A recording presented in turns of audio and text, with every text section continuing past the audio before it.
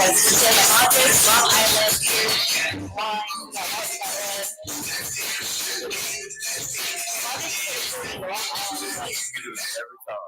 know.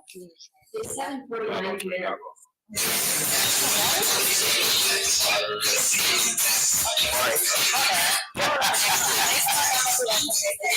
Yo, what up? Yo, you're the mom that ran the food. You gonna be with us for the cruise. I'm coming with my dudes, foreman.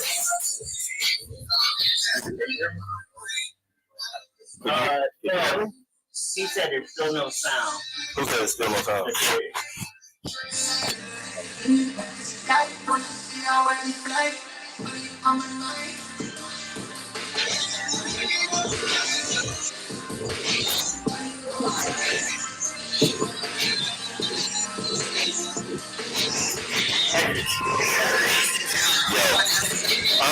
I think that I'm feeling quick enough. He up and down something about to really say. I think I'm ready to go. Why do I feel like I'm going right now? It's the way it ain't.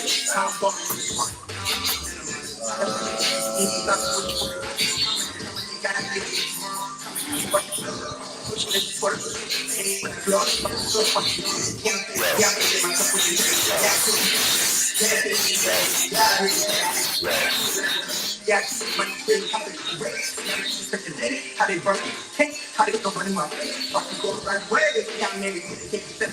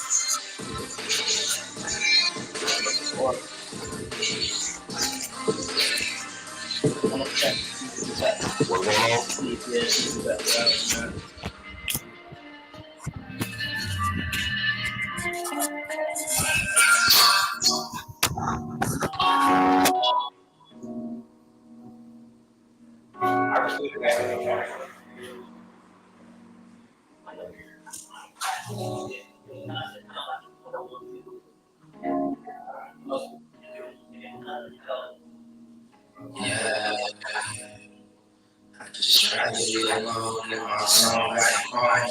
When I get focus on that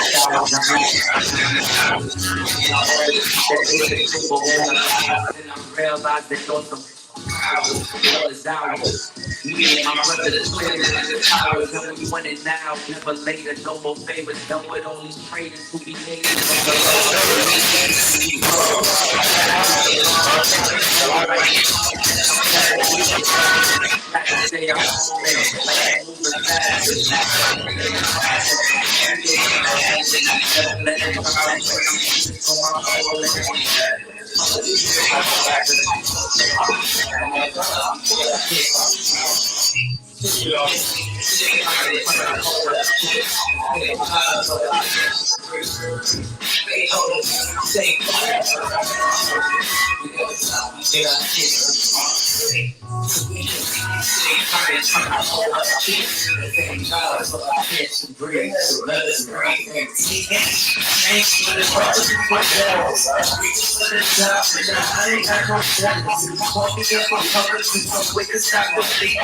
Roll me up and slip the suit, but now I'm not gonna beat it, cause I'm feeling like I'm winning, but I don't know if I need it. Took a few medals for that undefeated. Same different day, riding so repeated. And we don't talk no more, it's probably cause I'm something treated. Identify the needs, person you repeat it. Saw it coming from a mile away once I beat it. Caught up in that drama, mama, I don't get between it. They ain't trying to turn it, don't you damn everything thinking. No, we only need the brothers. We only need the brothers. That's an infertility. Such a wild open.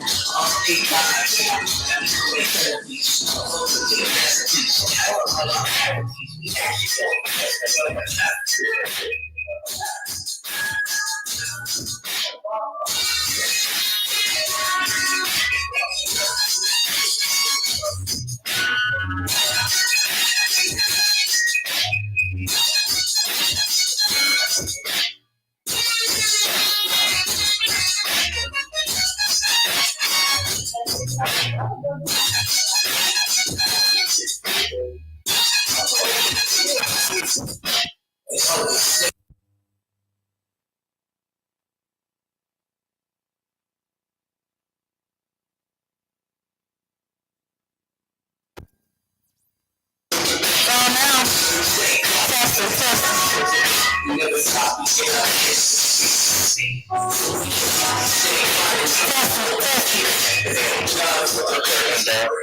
Let us breathe.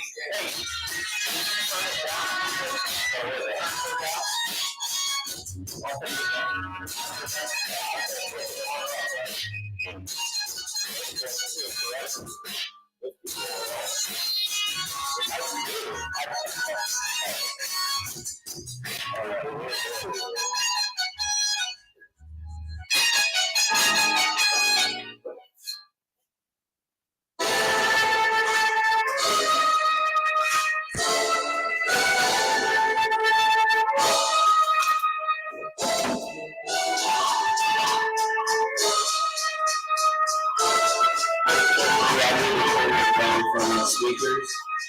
Is that what you're doing?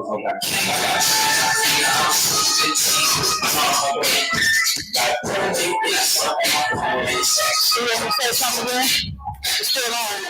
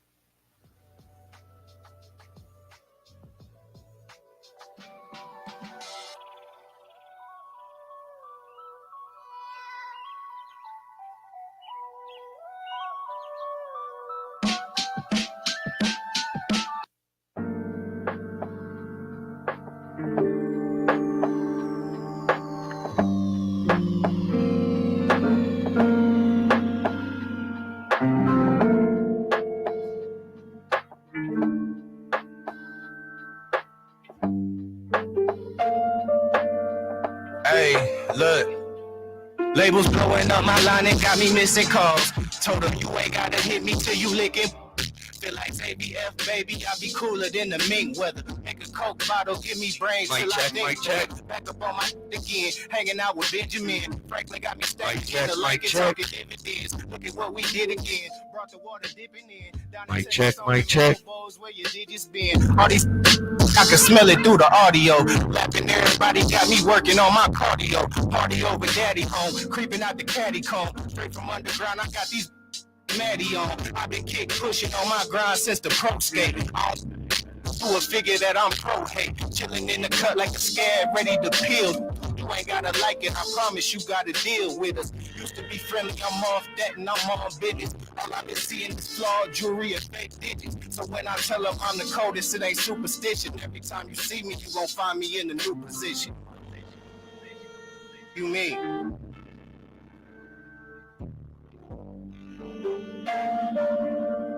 Look, ain't had to tell them I'm the truth, I think they knew it.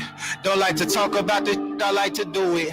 So while these other hungry going through it, you see me thumbing through these hundreds, getting to it.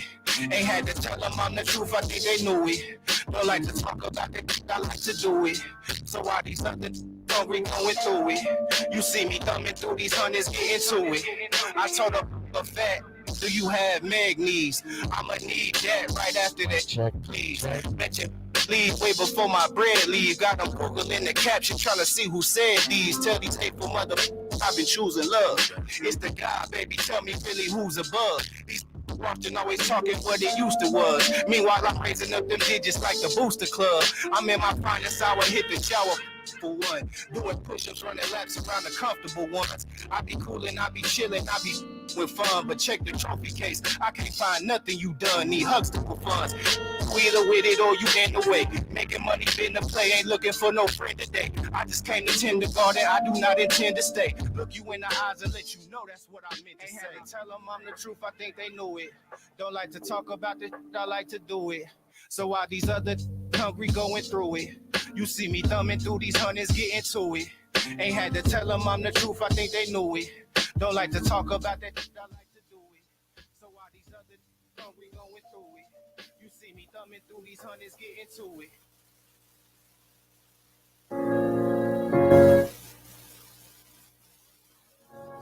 Yeah.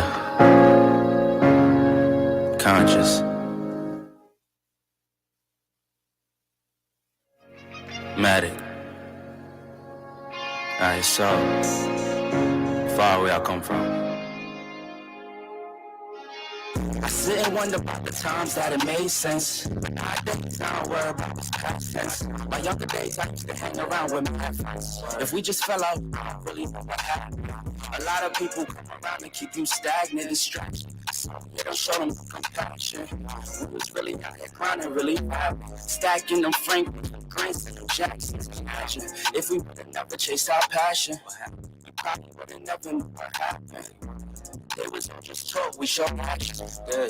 Once they leave, don't you let them back in. Just pack up all the stuff and send them packing. I'm blocking on anybody thinking they could act up with me. This vibe ain't for free, cause where I'm at in life, I'm only focused on me. Know yourself, focus on your health. They don't wanna help you, get do it by yourself. Don't give them no excuse to put you on the shelf. If it's me, myself, and I, then there's no one else. Yeah, self-love is the best love. People always give and never get love. Then you real enough to probably say they messed up. Just let it go and be the best of it. Self-love is the best love. It's the people always give that never get love. Then you real enough to probably say they messed up. Just let it go and be the best of it. Love yourself. Practice what you preaching, but clearly they're not practicing integrity and pride. Yeah, those two things, they factor in. It's a lot of control, just from all the bantering. When they accustomed to talking behind your back, but all that chat, I remove myself before I abuse myself. Talk about self-love, but you gotta do it yourself. Yeah, I don't act too good for no help. We all healing now. Said some things about me that ain't true. How you feeling now? Even at my lowest, they tried to find a way to bring me down. Big y'all up for years, ain't talking just the brand or the sound. I don't throw things around grind, I do it from the heart proud. Mama just wanna see her sunshine, removing them dark clouds. Yeah, self-love is the best love. It's the people who always give, that never get love. They ain't real enough to probably say they messed up. Just let it go and make the best of it. Yeah, self-love is the best love. It's the people who always Mic give, check, that never mic get check. love. They ain't real enough to probably say they messed up. Just let it go and make the best of it. Love yourself. I don't know if I'm okay. I don't see the light of day. Looking up to higher ground, thinking that'll be a sweet escape. These days gotta schedule the romance. They say that love is a slow dance. A short bike ride to the crib using no hands. Oh shit, it feel like I'm floating, but I'm falling with both eyes closed when I let the world spin. Testing the water, she got my nerves tense. Back when I ain't even have a purpose, I was so eager to learn some things. Anxiety bring out the worst in me. Society paint me as enemy. My niggas making it by that remedy. I'm more occasional, don't do it regularly. Backs under my eyes, weighing down heavily. Mama been worried, the devil allegedly deep in the plan. Subconsciously wanted this since I was 10. I thought I was sharp on my scroll and my pen think it did. So mama found she did them legs. She told me that's not who I am. But nowadays I put on for the fam, see her when I can. I'm surrounded by my feelings, I'm stuck on a Ferris wheel. I bet I perish with 140 acres. She want the horse and the carriage, a porcelain portion of garbage. I talk to the mirror, I know that life's not the fairest. I lost my can, I can't pay off the bills with the blessing. I'm sure I relate to the Reddit page. It's feeling like money is everything. Money is everything. It's everything.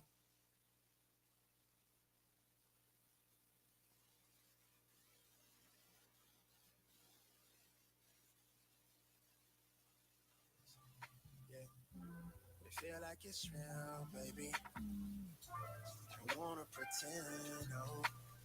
I just wanna come clear, wanna see you again.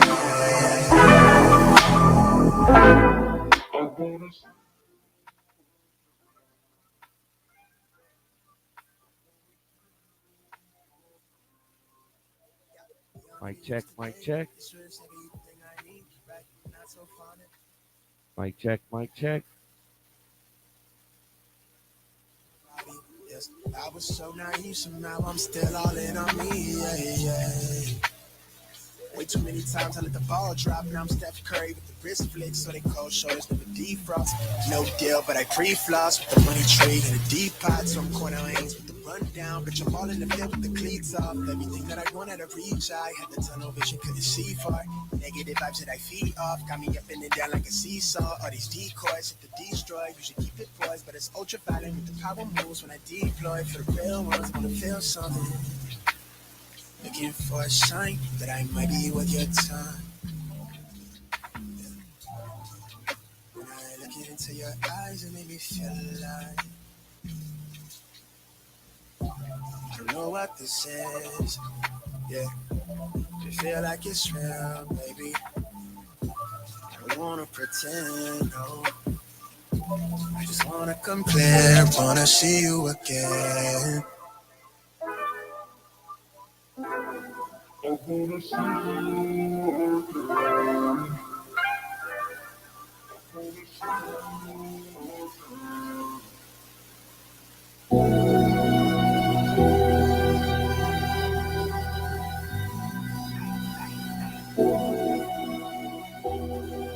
Check.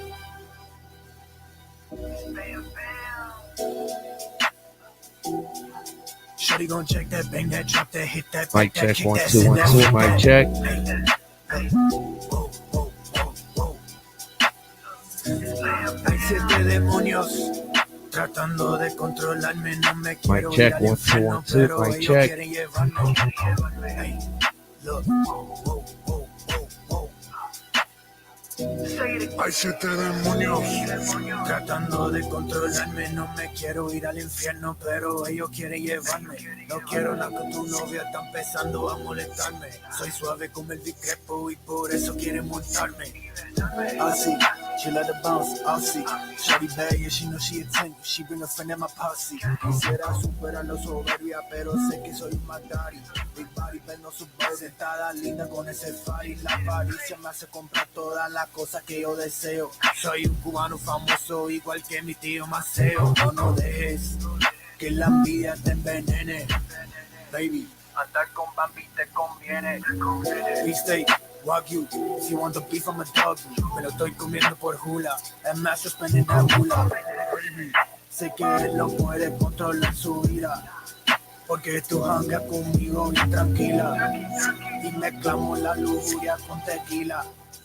When you see the boy pull up to be a seer. Yo no dejo que la pereza me impida. But it's more than my 2 liters. Sé que hay 7 demonios tratando de controlarme. No me quiero ir al infierno, pero ellos quieren llevarme. No quiero nada con tu novia, está empezando a molestarme.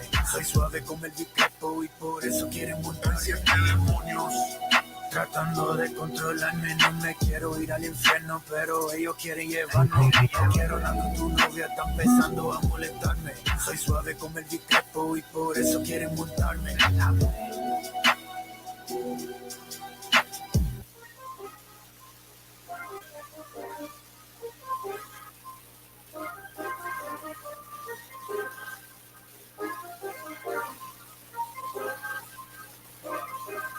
Funhouse active, king of the palace, rubber like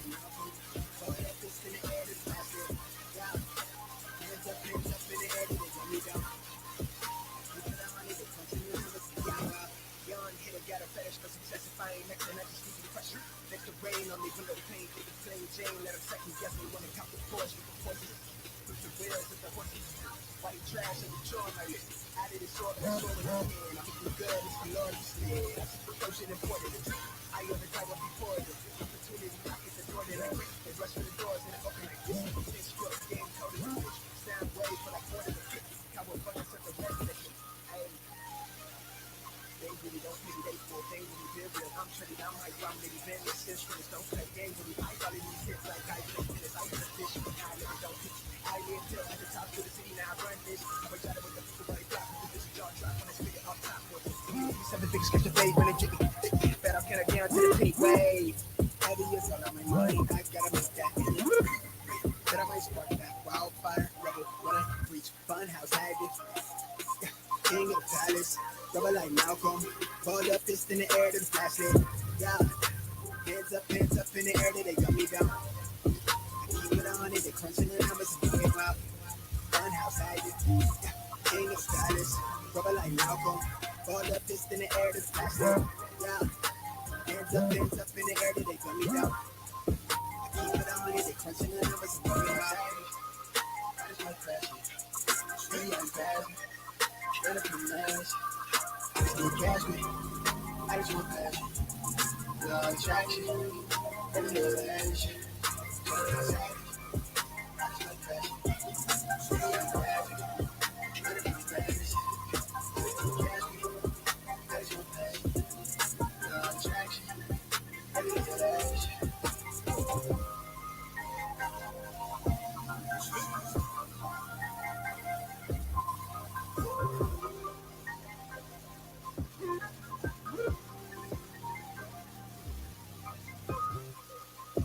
Last night, same clothes from last night, still lit like it's last night. Young living in the fast life, young. Smoke cloud from the hash pipe, catch air from the half pipe. Need us in the phone from the shows with the mansion, chandelier dancing, counting the brands. Yeah, been had hella franks when it's ballpark figures. Might be in the field, but I came from the trenches. You can tell it's my time, we can better split. I do like the charm on my wrist, let me flip. Want me pay the way, I'm the wave, I'm a thin. Sitting courtside, got a sprain. I run the gang for the gang. Nothing but a thing when I sing. Young Usain, I sprint it, getting fresh prints, counting a blessing on blessing on blessing. They call me the reverend, y'all really play too much. I've been so gone off the praises, I end my hiatus by sparking that flame. Young and just stay in your lane, young entertain. I'm next to rain, what is you saying? Out of my brain, not from this planet. Hide from the cameras, high up the energy sent to me. From the enemy, that's the advantage. By doing the damage, accounting the dentist, I bite my nemesis. This is my genesis, I never had privilege. They took our innocence, it's nothing, I'm young and I'm wild, going in it like Test. Rubber like Malcolm, ball up fist in the air to the flashlight. Yeah, hands up in the air till they got me down. I keep it on it, they crunching the numbers and bring it out. Funhouse active, yeah, king of the palace, rubber like Malcolm, ball up fist in the air to the flashlight. Yeah, hands up in the air till they got me down. I keep it on it, they crunching the numbers and bring it out.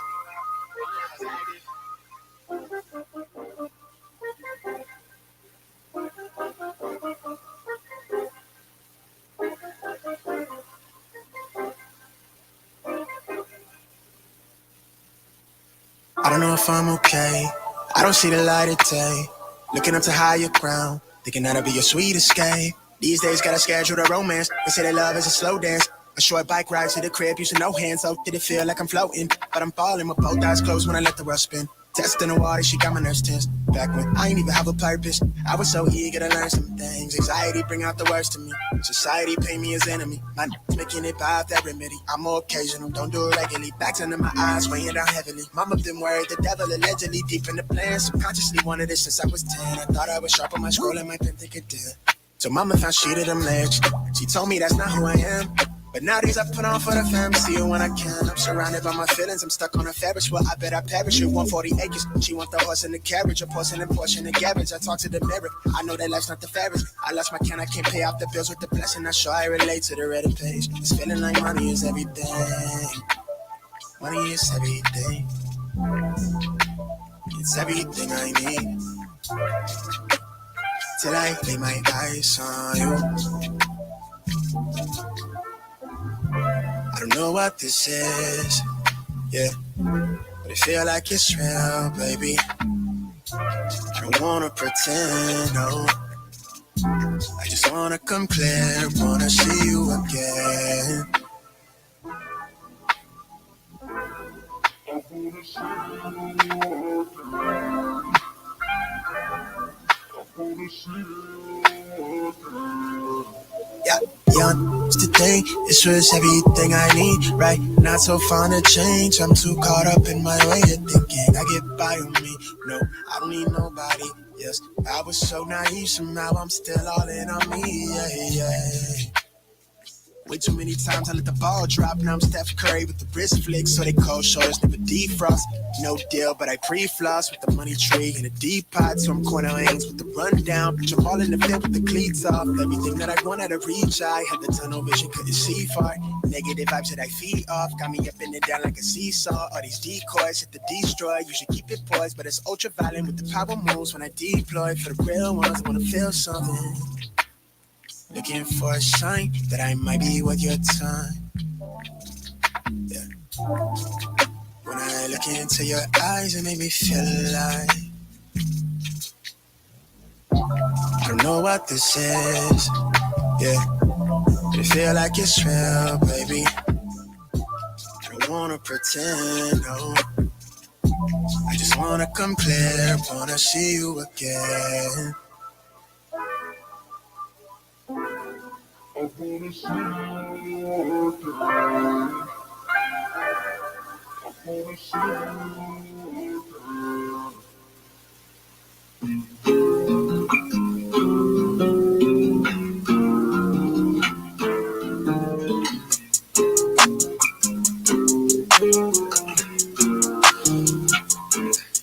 letting you go, I was just letting you know. I know the weather is cold, but you on your own. I ain't no regular Joe, should've left me alone. I'm in the zone, I'm where the predators roam. We at the Senate in Rome, and I'm on the throne. This ain't no regular poem, this ain't that regular tone, no.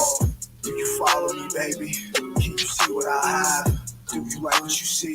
Do I follow your path? I don't know if I like you, I just know that you bad. Ooh, you driving me crazy, you can drive in that cab. Hop out. If you don't like it, you gotta hop out.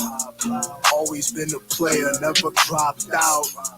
Rather cop the necklace before I cop. She want attention, I play the field with my henchmen. She want me back in detention. I study lessons, I'm in a different dimension. I move in different directions, we playing chess. She just gave me the address, see the lady in the dress.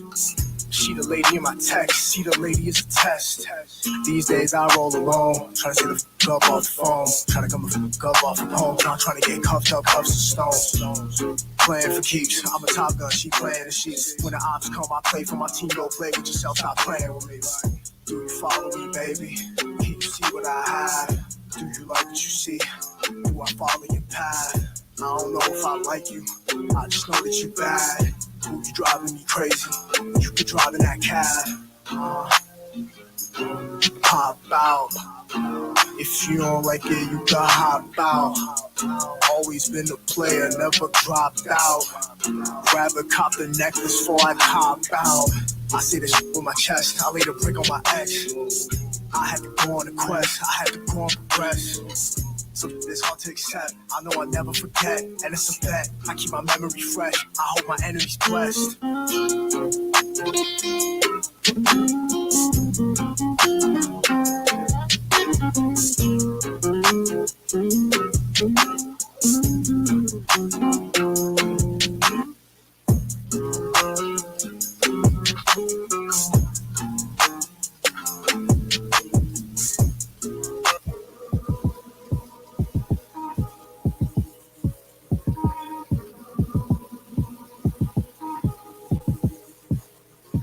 How you gonna lie when you look me in my eyes and you show me your facade? Show me your facade. How you gonna lie when you look me in my eyes and you show me your facade? Show me your facade. You a lie. You a front. You say anything long as you get what you want. Tryna play me like a fool. Homie, I am not a clown. It ain't nothing but a game, cause all you do is mess around. Now I'm on the verge of a meltdown. Meltdown.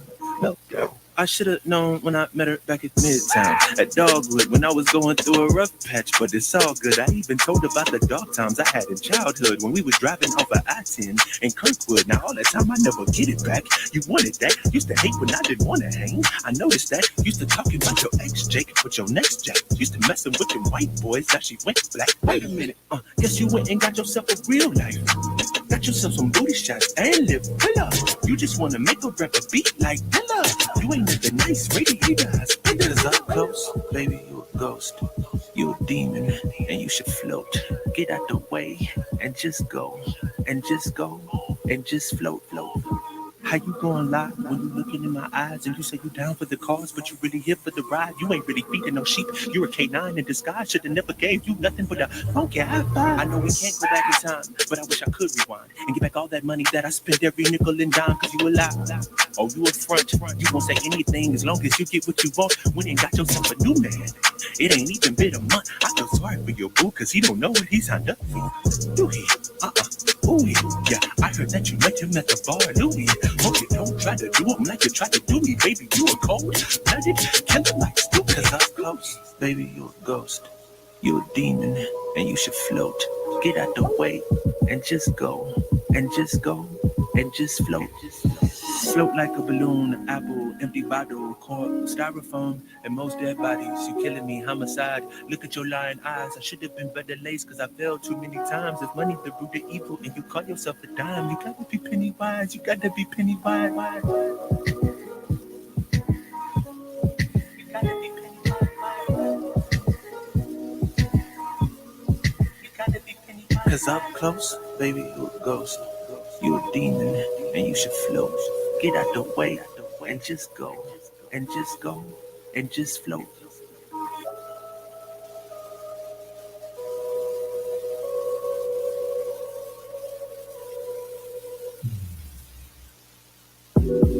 Hey, make sure you run this back so we know it's real. I'm trying to go half on a plot of land with the Brody. Yours truly, Young Apollo. I only hit you when I want some. Thug till you realize all I wanted was you. You only hit me when you love drunk, cause you realize all I wanted was you. I only hit you when I want some. Thug till you realize all I wanted was you. You only hit me when you love drunk, cause you realize all I wanted was you. I be like, baby, don't do that. You press my buttons, you know better, depending on where my mood at. What's so up, I just might let her. We done weather, plenty weather, it's whatever with me though. Cause I know somebody gon' love me and won't never let me go. Think it's better that we grow with each other on my mother. What you do under them covers, it be better than these. And I ain't saying that I'm perfect, baby girl, cause you know me. But everything I say I do and everything I do low-key. Why you flexing for them photos and them is in your tweets? Eat that though on the gram, but I'm not in these streets. Just remember that I got you. You probably feed your soul. Girl, you hear me like a doctor, but you probably don't know. All that time we spend debating, hating, bickering. Got me breaking extra swishes, mixing liquor with it. So I talk like I don't need you, but you know that ain't true. Cause everything I want, I'm getting. All I really want is you. I only hit you when I want some. Thug till you realize all I wanted was you. You only hit me when you love drunk, cause you realize all I wanted was you. I only hit you when I want some. Thug till you realize all I wanted was you. You only hit me when you Love drunk, cause you realize all I wanted was you. If I'm out of sight, then I'm out of mind. But you know I'm falling through the right time. I'm seeing what you want through my life. I had that what you want, do you want fun? Tell me what you want, yeah. I give you what you want, yeah. All right, y'all. All right. If everybody can come in here and get their seat. Oh, man, this is what I'm talking about. Come in here and grab your seats. We got to do what we got to do. I want to let you know that we have over 500 people viewing right now online. It jumped up all of a sudden. So we are come up here and do what you do, make it happen. I wanted to actually take a moment and anybody want to volunteer to scan the QR code on the thing. Ladies, would you like to do that? Can someone scan that QR code on there? That's what I'm talking about. We're trying to get into the 21st century. All right. Now, if we can make this do what it does, then I got a free beverage for you. So we'll see what's up. We'll see how you do it. This one right here. This one right here. Let's see. Watch this. Ooh. Am I talking? Somebody hears me on there. Let's see if we can mute the volume because we all trying to do what we got to do. We good? All right. Cool. Go. Did you get it? There it is. Click on that. See, we doing all right now. We doing all right. We have the merch and stuff that we're selling with MPSC Entertainment. So y'all give it up for that with the merch. Give it up for that. All right. The notepad on there. Do you see that one on there? Let's see here. Right there. See how it has the notepad? Click that for me. All right. Here's your chance to be famous. LJ, can you zoom in on my young lady right here and stuff? She gonna really sell this right here, right there. Can you read that for me? Those things right there. Name again? Nell. This is Nell. She about to bring it. Y'all give Nell some love. All right. Go ahead, Nell. Read it up. Make it fun. Ever find yourself in need of a quick class but can't remember where to go? Our $2 notepad has got you covered, featuring a handy QR code on one side. This notepad is your go-to tool for reminding friends where to find the best in local organic comedy. Just scan and let the laughter begin. But wait, on the other side, you have plenty of space to jot down your brilliant ideas, grocery list, or even a hilarious joke. Because let's face it, you're going to forget it otherwise. Not only does this notepad help you stay organized, but you can purchase support local comedians bringing the medicine of laughter. So get your notepad today because life is too short for boring notes. And everyone needs a little more joy. Remember, when in doubt, just jot it down and scan it out. Laughter is just a note away. Good job. That's what I'm talking about. Good job. You're preaching it. Now there's your drink ticket. There's your notepad that you were selling. And there's a business card right there. Give it up for her again. That's what I'm talking about. We all community together. We all can do more. We all can do more. Hey, your host this evening, I want y'all to your left hand and your right hand together. Who says that? Jay Brock. So shout out Jay Brock. He's not dead, but anyway. Shout out Jay Brock. That's how, man. It didn't come out good. Angel, come on up here and welcome the folks. All right, that's what I'm talking about. Here we go. All right. What's up, Art of Republic? First thing first, let's clean the room and the elephant in the room, okay? I'm not a kid up here, okay? I see y'all R. Kellys and P. Diddy looking at me with y'all baby oil and stuff. For real. But at the end of the day, P. Diddy make R. Kelly look like an angel, not to use my name in vain and all, but don't he? For real. I bet you P. Diddy didn't think when he said take that, he'll really be taking that. You know what I'm saying? For real. They found all them bottles of baby oil and lubricant. Ain't baby oil in lubricant? For real. You need an extra. You know, sky's the limit. It's all about the Benjamins, baby. You know? And on top of that, though, think about it, though. Y'all about to be in my first new movie. Give it up for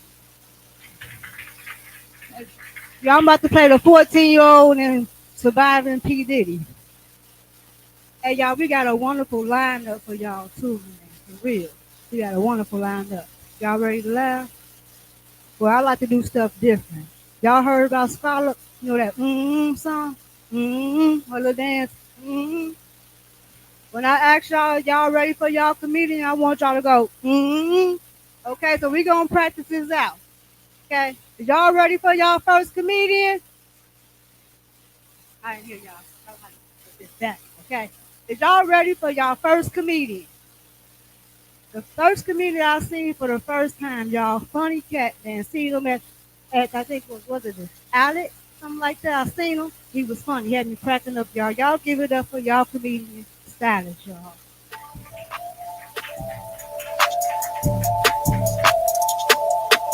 Kill it. Kill it. Use like this part. It's cool. How y'all doing, man? I'm just saying, I feel like my comedy's going places when I got to perform in front of the classroom. It's different for me. First of all, I'm going to tell y'all about myself, man. I go by the name Comedian Silas.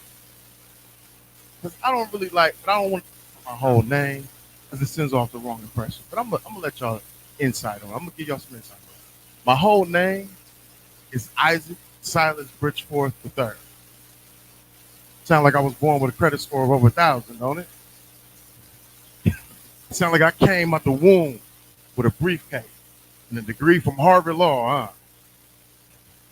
But that's far from the truth. I'm so broke, they're going to add my student loans to my funeral costs.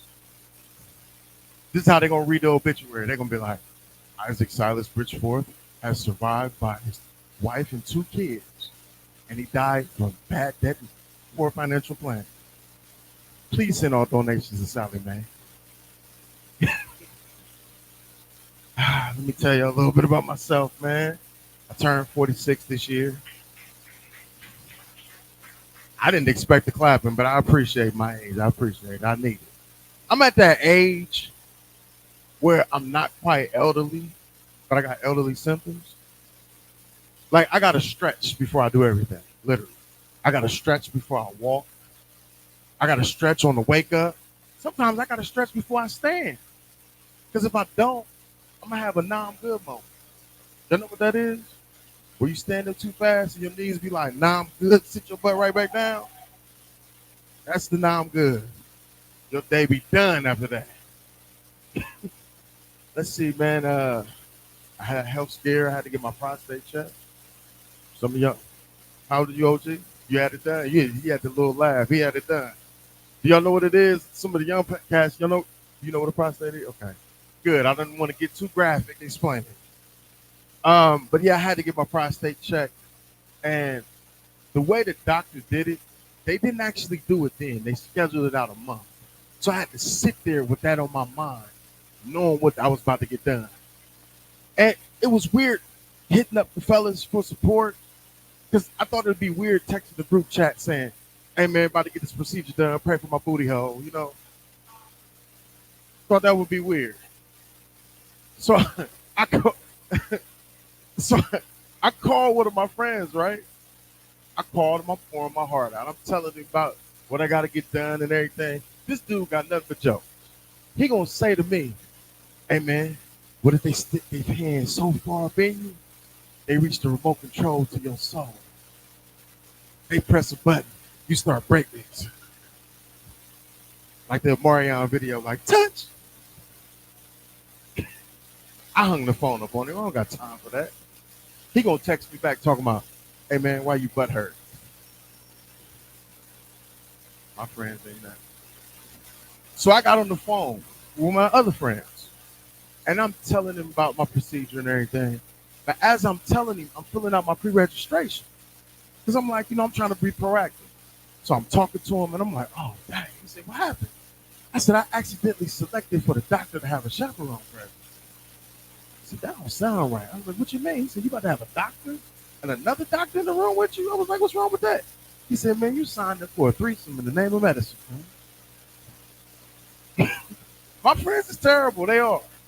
But let me say this. I got my levels back. Didn't find any cancer. No issues there. Y'all clap for that. Clap for health, right? But this is when I found out that everybody's procedure wasn't the same. Because I was talking to one of my friends who had the process done. And he told me, the doctor told him, pull his pants down to his knees. He didn't even let you know what's about to happen. He said, pull your pants down to your knees, lay on your back, turn to your side, close your eyes. Yeah, I was like, that's odd. I was like, that was your primary physician that did that? He said, nah, that was my primary dentist, but they doctors, they study medicine too. Yeah, that's low. I know. I know. Anybody got kids? You got kids? You do? You said you're not happy either with them either. I get it. I got a 9-year-old. She tell everything. You can't do nothing around her. Look, I get pulled over by the police a couple weeks ago. The officer comes into the window. He said, you know why I pulled you over? Here go my daughter. I do, officer. He ran the red light. He was texting mommy. I'm like, you don't be quiet. He said, I seen you swerving a little bit. Have you been drinking? She said, you mean taking communion? Because daddy said you only supposed to take communion on Sundays. But, officer, I just seen daddy take communion just before he got in the car. I said, man, she about to get me locked up. He said, well, let me run your license and everything. I'm going to go back. She said, hold on, officer. I'm not supposed to tell you this. But daddy told me to hold this bag with this green stuff in it that he smokes to relax. Yeah, he said, you won't charge me because I'm a minor. I said, man, I'm going to jail. He said, step out the car. I was like, let me just call my wife. Let me get my 1 free phone call. He said, look, you need to get this little snitch home. She about to blow your whole operation, dog. And I got a 10-year-old myself. He let me go. He did. Yeah, I got blessed. I said, communion after this too. To celebrate. And I also got a team. And I think they send these teams here to take years off my life. I do. I promise it. Because they specialize in half doing stuff. And then they give you a justification for why they half did it. Like, dude, he downstairs, he eating in the living room. You know, in black homes, you know you can't eat in the living room. You can't even walk in the living room. But he finds himself eating there. I'm trying to save him so he don't get in trouble. I said, hey, man, vacuum his whole living room. I come downstairs, he just vacuuming in one spot where he sat at. I said, what you doing? That's the only spot I sat in. I said, this dude, man. Later on that day, he taking a nap. He laying on top of a main bed. Comforter sheets, everything. I tapped him. I said, I know you cold. Get out of the sheet. He said, I don't want to have to make my bed more than once. Terrible.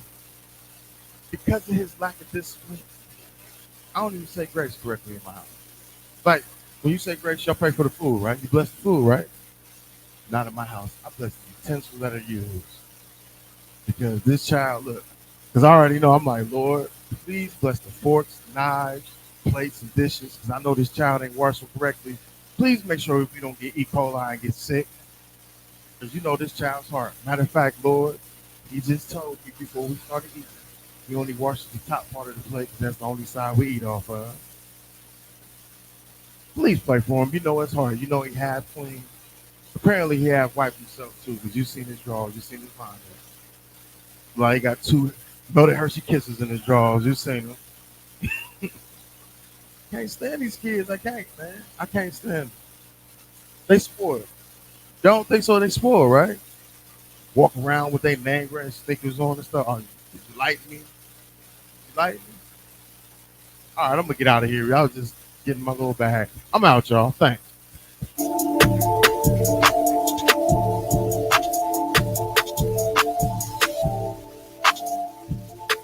Y'all, did y'all like the first comedian Silas, y'all? Give him a quick hands up. Hey, we got 500 views online, man. Make sure y'all, put y'all social media out there and stuff. I said social media, I'm country. Okay? I can't talk, okay? I'm letting y'all know that right now. Like, I got words like for serious. That's for real and serious put together, okay? So I'm swag-tastic. That's swag and fantastic put together, okay? You gotta keep it short, you feel me? Gotta keep it short like me, you know what I mean? For real, it's hard being a short woman, though. My brother, he like 5'9", y'all. And he go up and he just take all the cabinets and open up that top. So I take all the cabinets at the bottom and open them up. If I gotta reach, you gonna bend over. That's how it goes. For real. So y'all having a good time? Y'all got y'all drink? Y'all look like y'all having another. Take it slow. Okay. Y'all ready for y'all next comedian? Y'all ain't supposed to do that. Y'all supposed to go, Yeah, let's try it again. Y'all ready for y'all next comedian? Hey, give it up to a real funny guy, man. He can have y'all holding y'all stomachs, man. Put your hands together for Robert Coleman.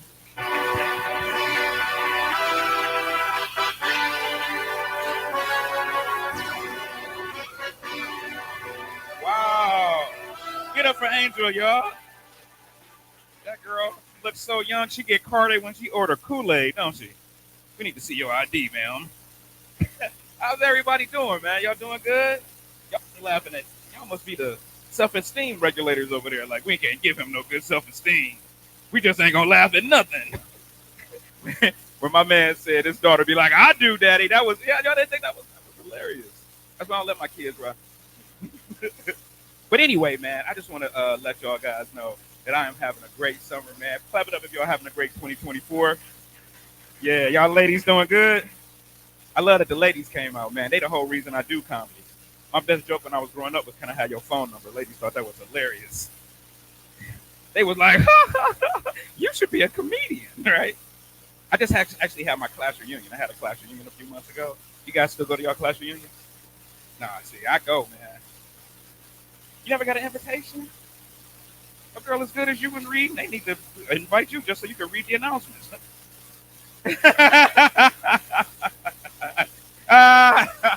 I love my class reunions, man. Even though I wasn't a popular kid, I couldn't fight. You know, people was popular for different stuff for fighting. I knew I couldn't fight in elementary school. Like when they formed that little fight circle around you after school, and you know you had to fight somebody, and you probably go ooh, and you know you didn't throw no punch. You was getting your butt kicked at that time, man. But I ain't care, man. Gloria was one of the toughest girls in the neighborhood, and couldn't nobody beat her. You know, I wasn't good in sports. I couldn't play basketball, football. I did try to, you know, what position did you play? I played RB and LB. People say, well, what's that? I said right bench, left bench. That's where the coach put me. I mean, you know, it wasn't running back and linebacker, right? And I was horrible with ladies, man. I was horrible with ladies, man. And all up until, like, adulthood, you know. Sometimes I go to reunions and I see the girls I thought I used to date. Yeah, look, you laughing because, you know, you done put some dudes in that friend zone, right? Yeah, I thought I was dating them, man. But it turns out I wasn't. I took a girl to Denny's one time, and the waitress came to us and greeted us to sit us down. And she was like, ooh, y'all two make a good couple. Ooh, no. He just my friend. And I said, oh, I was hurt by that. My soul was crushed a little bit. And then I thought about it and was like, we haven't ordered yet. Because you order a lot different for a friend than you do a girlfriend, right? The waitress is like, what would you be having? I said, well, I'll be having steak and eggs. You're going to have to ask my friend what she want, right? I remember one time I took a girl skating. I called her. I was like, hey, I would like to take you skating. That's a nice place to take a girl for a date, right? So I called her. I was like, hey, can I take you skating? She said, oh, yeah, come pick me up Saturday. I get to her house Saturday. Why her and her boyfriend came out the house? Her and her boyfriend came out the house. He walked up to me and was like, you taking us skating, little man? The toughest thing I could say was, yeah, man, get in the back seat. Put your seatbelt on, make sure you're safe. I like the girl, you know what I'm saying? You do what you have to do, man. You know, it was just a hard time for me growing up, man. You know what I'm saying? But I still go to my class reunions. I like sitting around the other people at the class reunions. There was a couple that sat next to me. This girl I went to high school with, her and her husband, and she saw this guy on the dance floor. He dancing, right? He doing all them old dances, Running Man and the Butterfly, and you know he got all the old dances down pat. And you know everybody was impressed with him. She gonna tap on her husband and say, "You see that guy out there? He asked me to marry him in high school, and I turned him down." Her husband looked at that dude and looked at her. He said, "And yeah, it looked like he's still celebrating."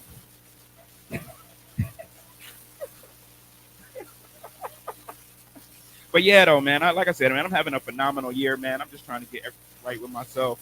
You know, I'm trying to keep healthy. I'm going to tell you guys something. At the beginning of the year, something helped me a lot. I changed my attitude. You know, at the beginning of the year, you know how everybody makes those New Year's resolutions? I'm going to lose some weight. My New Year's resolution was I'm going to get some fat friends. That's right. You got to be 250 and over to be in my friend group. Don't send me a friend request unless it includes your blood pressure and your cholesterol numbers. I need to know those, right? We might need to share medications or clothes or doctors, right? I'm getting everything fat. I'm getting a fat dog. So that when we go outside and play, I throw the ball, we just look at each other. You gonna go get it? You gonna go get it, right? We just take our fat butts back in the house. You know, I'm gonna get a fat doctor. So every time he tell me to get on the scale, I'll be like, come with me, fat. Get on here with me, right? You first, right? But I'm having a good year, man. Did you guys watch the Olympics? Y'all didn't watch the Olympics? Who watched the Olympics? Clap it up. I'm going to tell y'all, man, this was the most entertaining Olympics I think I've ever seen in my life. This is the Olympics where people was winning gold medals and stuff they weren't even trying to win gold medals in. Like they had this female boxer that was knocking all the women out, right? And everybody was like, oh, she a man. She a man. Like whole America got mad. That's a man. Why they letting that man fight them women in the Olympics, right? She was like, I know, man. While she's shaving in the back, right?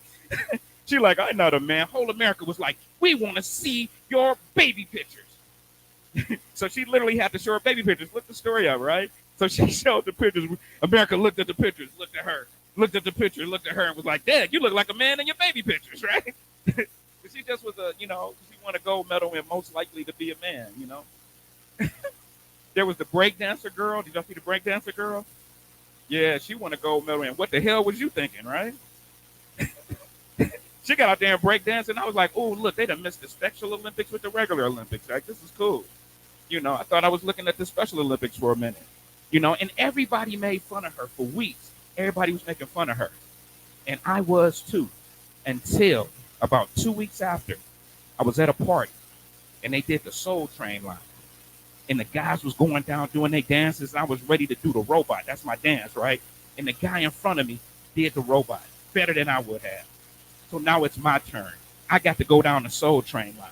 The only thing I can think to do was that damn kangaroo. I was like, I had the whole party like, go Kanga, go Kanga. I was like, when I say Kanga, y'all say roo, Kanga, Kanga. Turned it out. So don't front on the breakdancer girl. Right? And the Olympics was cool, man. America kicked butt, man. The track team, basketball team. Clap it up for USA, man. We did good. Everybody trip on the gold medal count, though, right? Who won the most gold medals, America or China? Who won the most gold medals? Who won the most gold medals in stuff we care about, right? Who cares about a gold medal in ping pong? You should win a gold medal in ping pong if your name is ping pong, right? Your name is already on the award. You know, so, but that was fun, man. Like I said, I've had an amazing 2024, man. Like I said, I'm getting everything right, man. I'm going to my doctors. I'm getting my money right. You got your money right, man? Yeah. Look like an OG, right? I'm trying to get my money right. My credit's so bad, the last dude that ran my credit messed his credit up too. I'm trying, man. I went to the bank over the pandemic to try to get one of them pandemic loans, and they turned me down. They had me in the lobby sounding like the rapper Little John. I was in the lobby like, I was turned down for what? Turned down for what? Turned down for what? They was like, are you behind on your student loans? I said, yeah. They said, well, we can't give you the loan. I said, okay. But I found out the secret, though, man. I found out the secret. I saw this old white dude get turned down for a loan. He got mad. He was not having it. He hit the table and said, boom, this is preposterous. Who can I talk to? So they called the branch manager, the regional manager, the district manager, and they gave that guy a loan. So the next time it happened to me, I hit the table, boom, this is preposterous. Who can I talk to? She called the security guard, the police, the Army, the Navy. I did not get that loan, right? But I'm from Cleveland, man. You know, we deal with being broke. You from Cleveland? Oh, cool. Okay, yeah. That's what's up, man. You know, we deal with being broke, man. We actually have different celebrations for it. Like my cousin had a housewarming party. He didn't buy a new house. He got his heat cut back on. So we went over there to celebrate, like, woo, house getting warm. Woo, woo. And pray for us from Cleveland, man. Everybody from Cleveland has the same illness where we experience around this time of year, mood swings, fits of anger, emotional outbursts. Some people call it anxiety or whatever. We call it Browns fans. So, so if you know a Browns fan, pray for them. You know, and I don't care if the Browns know I'm talking about them. What they gonna do? Come after me? I'll just disguise myself as an end zone. They'll never find me. Hey, listen, my name is Rob Coleman. I appreciate you guys. Thank you guys for watching online. I appreciate you. Thank you. Y'all like Robert? And he right. Look at me. I'm a pedophile with a dream, honey. I'm 40 years old and a 13-year-old body. Black don't crack. We just know somebody that smoke crack, right? And the next comedian coming, y'all. Y'all ready for y'all next comedian? Let's try it again, y'all. Y'all ready for y'all next comedian? Mm-hmm. Give it up for Paragorn.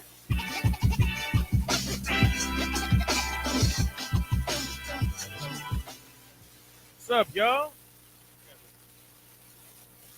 Saturday. Out here hanging out. I'm laughing. What? Do y'all like music? Anybody like music? Type it up if you like music. Music has been such a key point in my life. My first words was the Ivan Brothers. Like, for real, like, everybody was mom, my dad, and my first words were, "Drifting on a memory." Oh. That was my joint right there. Like, that was my first word. And then my grandmother, she was really good friends with the old. So I grew up around music. And it's funny because I have a very diverse friend group. And when you have a diverse friend group, they argue over everything, especially music. Like, I got my friends that like R&B and hip hop. And I got my friends that like country. They always argue about which one's good or better or worse or whatever. And I'm like, honestly, it's about the same genre. It's just a matter of finding your song in that genre. Like, think about it. Country music got that song. Baby, lock the doors and turn the lights down low. Play some music that's soft and slow. Baby, we ain't got no place to go. I hope you understand. That song ain't nothing but Maxwell.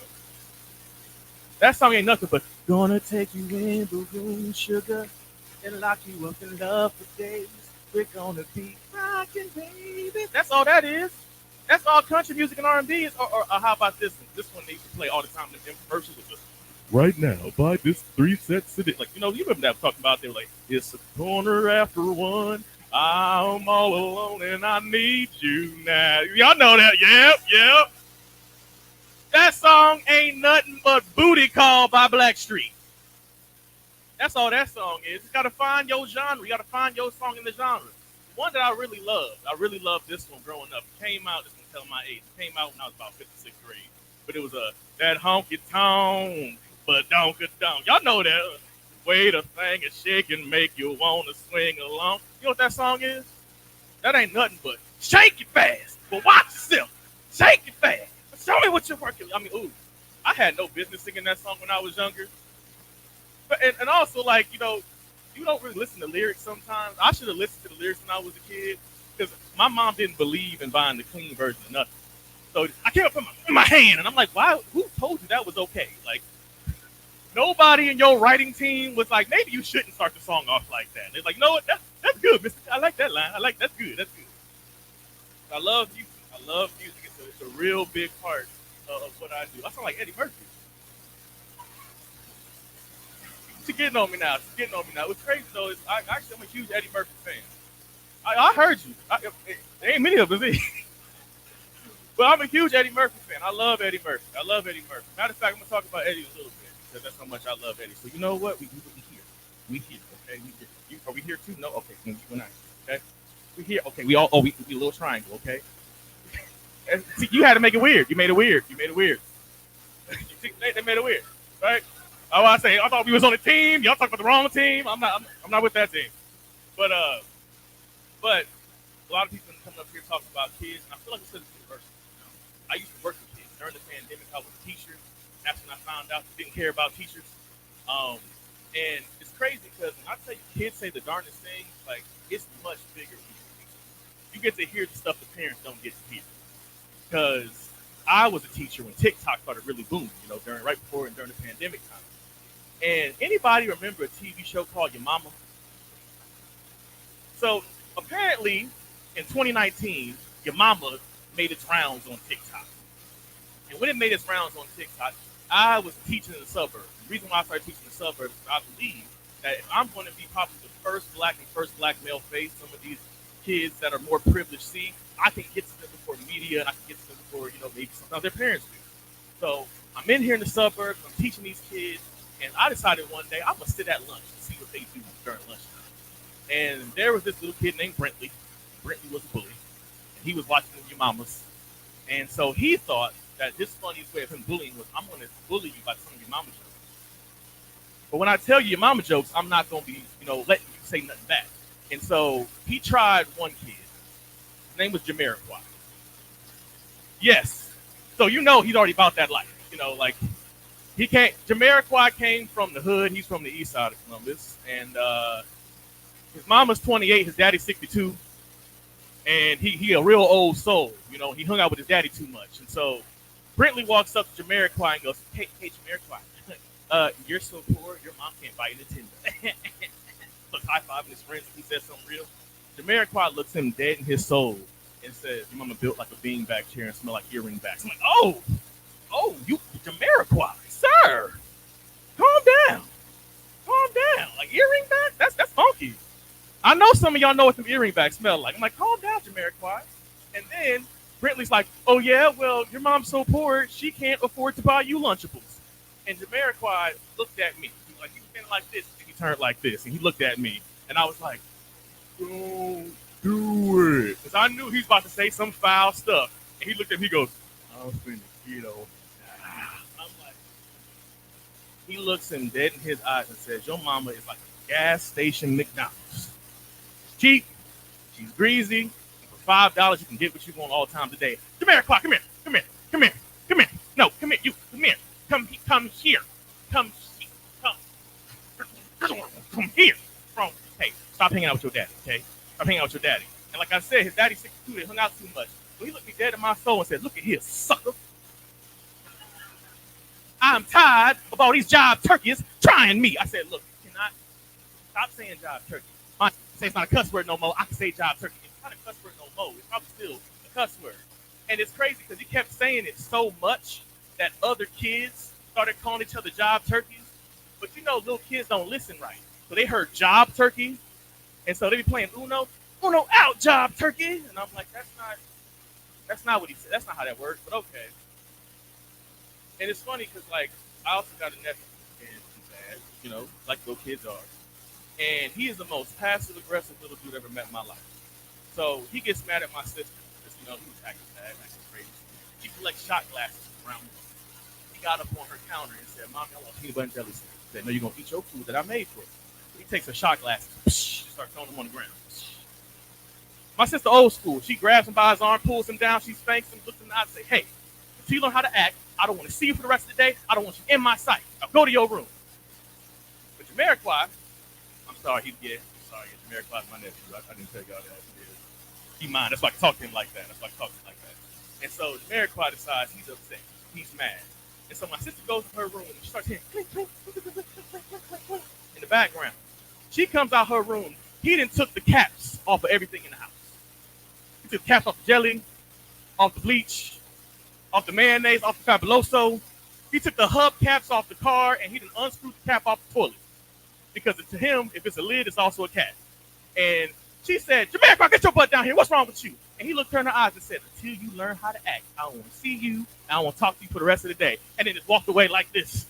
I was like, ooh. She said, come get your nephew. I said, no, he yours. I don't want that. But y'all like movies? Anybody here like movies? Y'all excited for any movies coming out? Any movies coming out y'all excited? Beetlejuice 2? I'm excited for that new Gladiator movie with Denzel in it. Because Denzel's playing Training Day, but in ancient Rome. Y'all know Denzel played the same role in every single movie for the last 40 years, and we don't say nothing. You know how cool you got to be the same person for 45 years? Ain't played no different role in the last 72 years. I know I keep saying he older and older, but I mean, that's how long he's been doing this. And it's funny to me because he got catchphrases. Every single time you hear him, all right, okay. All right, okay. Every movie, all right, okay. Mm-hmm. You understand me? Mm-hmm. I guarantee you. Mm-hmm. Get your hands off me. Get your hands off me, eh? And they hit you with the, my man. Every single time. But I love him, and I also brought up Eddie Murphy, right? Eddie Murphy's probably one of the greatest comedic actors of all time, right? I think Eddie Murphy can do anything Denzel can do. Like, for instance, if Eddie Murphy did Remember the Titans, right? It'd be like, you would be perfect on every aspect of the game. I swear, if you drop a pass, you're gonna run them out. If you miss a block at the time, you're gonna run them out. If you go with the football, with my foot, you'll try to high pop, and then you will run them out. Like, I can see Eddie doing that, right? Y'all see Eddie doing that? But like, can Denzel do Mushu from Mulan? Denzel be over here talking about like, hey, dragon, not lizard. I don't do that tongue thing. Okay, I'm from around the way. I don't do that tongue thing. You understand me? You want to disrespect me? Well, dishonor on you, your cow, get your hands off me, your whole family. That's like the Tubi version of Mulan, right? But like, you know what? I can see Eddie doing Training Day. Eddie could do that's just Beverly Hills Cop with more N-words in it, you know? That's all that is. He'd be over here like, you're gonna do this to me? After all I did for you, little man. Okay, you know what? I got cases on all y'all. King Kong ain't got nothing on me. Like, I can see Eddie doing that. But can Denzel do Donkey from Shrek? Denzel be over here talking about some like, all right, I'm all alone. There's no one here beside me. My problems have all gone. There's no one to deride me, but you gotta have friends, okay? Now we're gonna stay up late. We're gonna share some manly stories in the morning. Yeah, I'll make a watch. Okay. I kind of want to see that version. I'm not gonna hold you. Picture him walking up to the people like, well, of course you're a girl dragon. Okay, I saw you from around the way. Okay, you understand me? I guarantee you're a girl dragon. I can't wait to find that. Like, I'm saying all this to say I'm really excited for the Gladiator movie. I'm just wanting to hear how he has his catchphrases in there. He's gonna be like, yeah, my Roman. Like, I just want to hear how he's gonna do it. But I appreciate y'all. That's my time. Y'all can follow me at the Paragon, D_Paragon on Instagram. Thank y'all, and I appreciate y'all. Y'all be safe. Y'all give it up for Paragon, man. That's a talented boy. Well, we're going to go ahead and take a 10-minute intervention. So y'all can go ahead and fill y'all drinks up, and I'll see y'all in 10 minutes.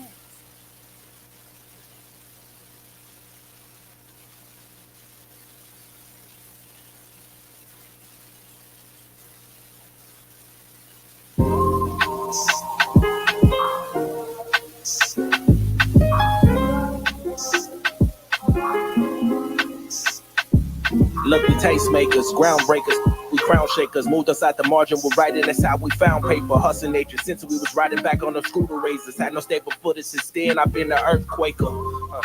Brown sugar and cinnamon, don't think that I'm the greatest, I just settle for the synonyms. Hey, they wonder what's got it into him. I took a couple losses, I'm trying to win again and win again and win again. I ain't taking minimums, my destiny was written in. Coming with a different sin, coming with a different stench. Smelling like greatness and I spray it every day, that's the latest. The world been moving crazy all around me. I was hiding in my feelings, then you found me. I'm just too aware of my surroundings. Looking at the blessings I've been counting. The world been moving crazy all around me. I was hiding in my feelings, then you found me. I'm just too aware of my surroundings. I've been looking at the blessings I've been counting.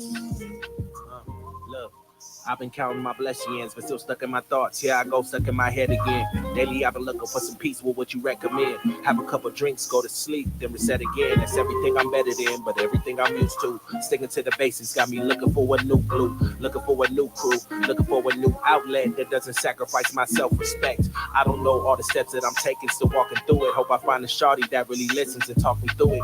Oftentimes we end up smashing in love and lust.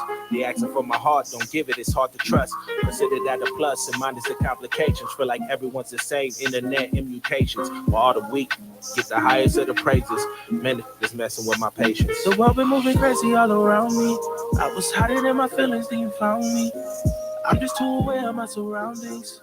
Looking at the blessings I've been counting. The world been moving crazy all around me. I was hiding in my feelings, then you found me. I'm just too aware of my surroundings. I've been looking at the blessings I've been counting.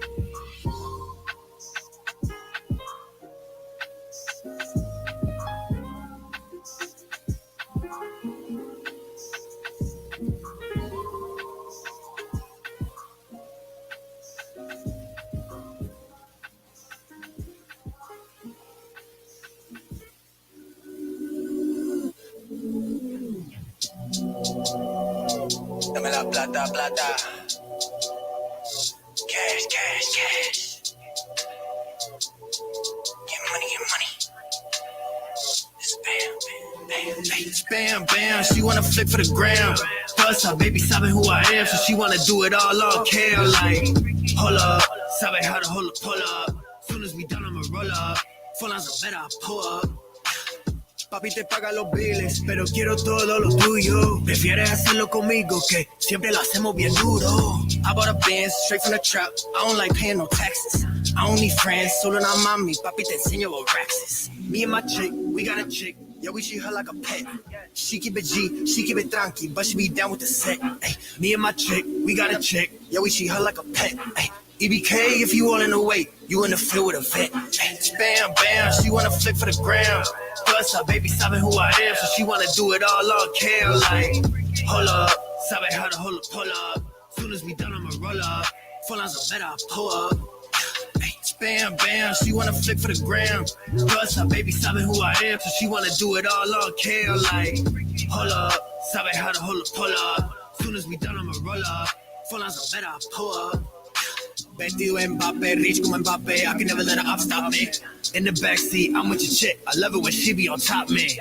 Windows black, that's a fact. She don't even mind getting sloppy. Shoot her outside, holding it down. Si le digo que hace, he like copy. Ábrame la ventana para ventilar este humo. No way, Mr. Officer. Soy un trap star, si you know. Fumo, bebo, vendo. ¿Qué le digo? You know where I'ma send you. Bam, bam, she wanna flick for the gram. Plus, her baby sabe who I am, so she wanna do it all care. Like, hold up, sabe how to hold up, pull up. Soon as we done, I'ma roll up. Full lines of better, I pull up. Dame la plata, plata. Cash, cash, cash. Get money, get money. Bam, bam, bam, she wanna flick for the gram. Plus, her baby sabe who I am, so she wanna do it all care. Like, hold up, sabe how to hold up, pull up. Soon as we done, I'ma roll up. Full lines of better, I pull up.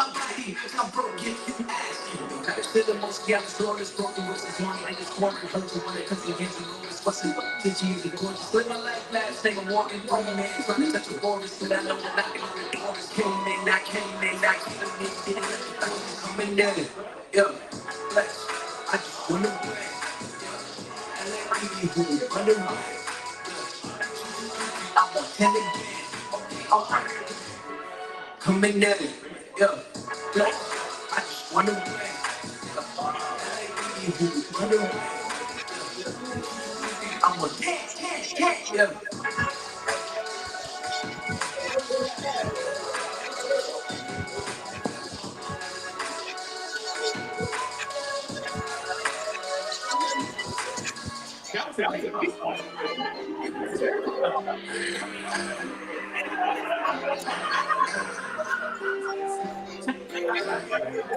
like every count they never maintain the count.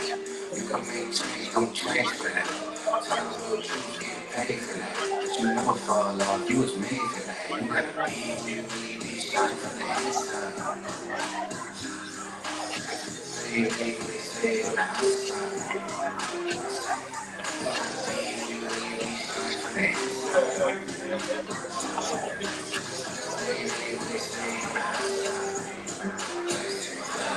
slide around the city, we like day one. I ain't gonna worry, cause they day one. What ain't in the field, but you can't come. When the study goes, they go straight down. Feel I'm gonna get y'all a couple more minutes. So y'all get y'all drink. And we gonna get back to this show.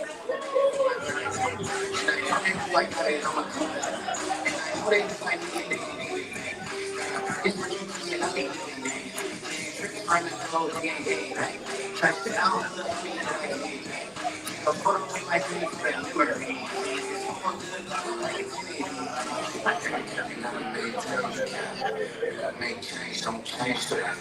Tell the real truth, get paid for that. But you never fall off, you was made for that. You gotta be shot from the inside.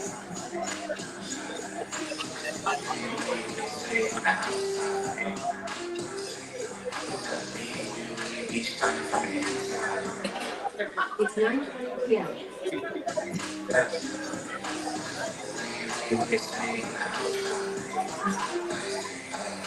You didn't get a game and I'm still the same. Why you always saying nothing the same? Gotta spend the corners with the ones that came. So all the homies should have been you, we got the same. So you won't get me in a club, I like to meditate. I be higher than the number, I just will never take. When I ask them how they doing, it ain't never great. So I be focused on the money, need a better rate. Baby girl, yeah, doing yoga at the crib. Swimming in the water, don't get cold over out there. Feel the same leg, you got it, you can hit. I'm up to the park, I'm gonna let you wanna see. I ain't gotta be nobody, I ain't gotta be.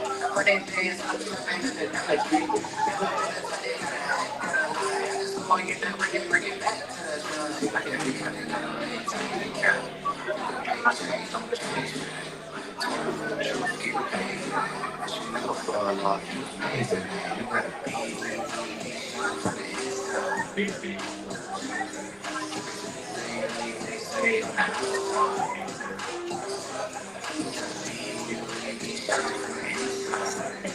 outside.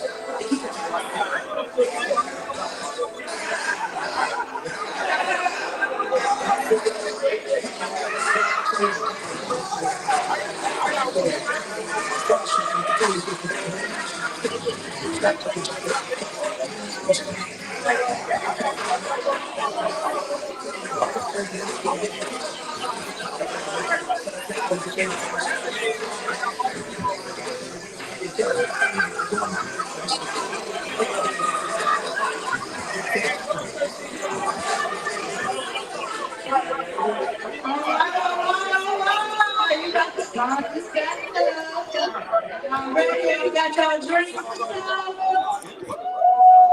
You know, I mean, my comedians are coming back there. No, calm down. We got the action. So you can't no attention to me. Please, for that time. Yo, we back in there.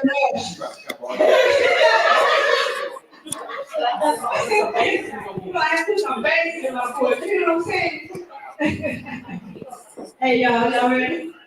Y'all ready for y'all next comedian? Y'all both say, Oh. Y'all ready for y'all next comedian? Hey y'all, the next comedian's coming, man. Real funny cat, man. I'm sure like y'all gonna be with y'all stuff with y'all. Give it up for Cameron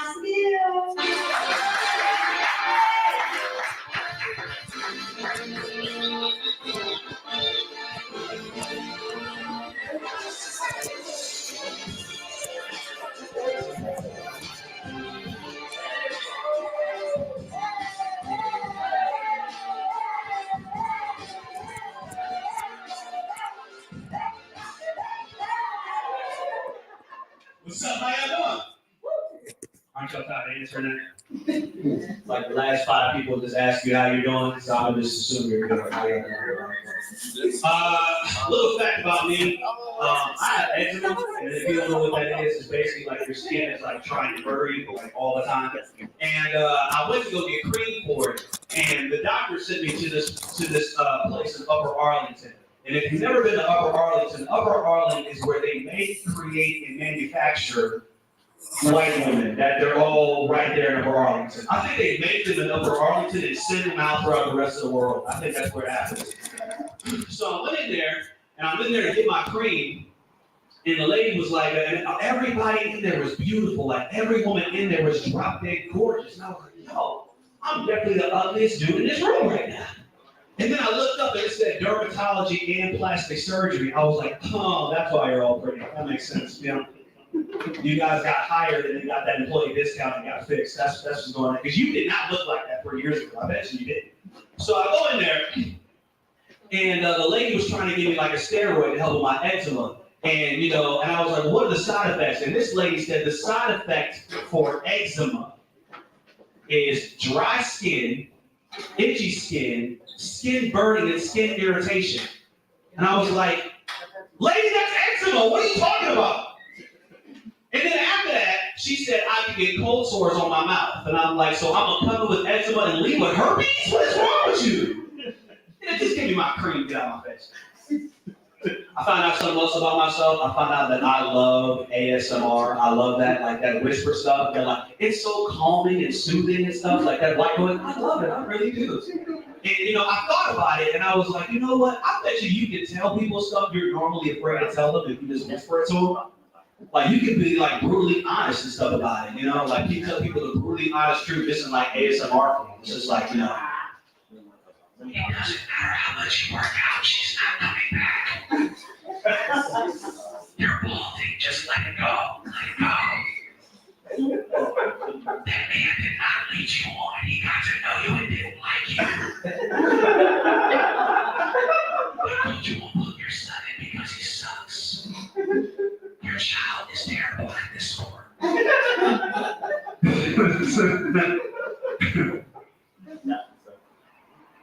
I had more, but I forgot.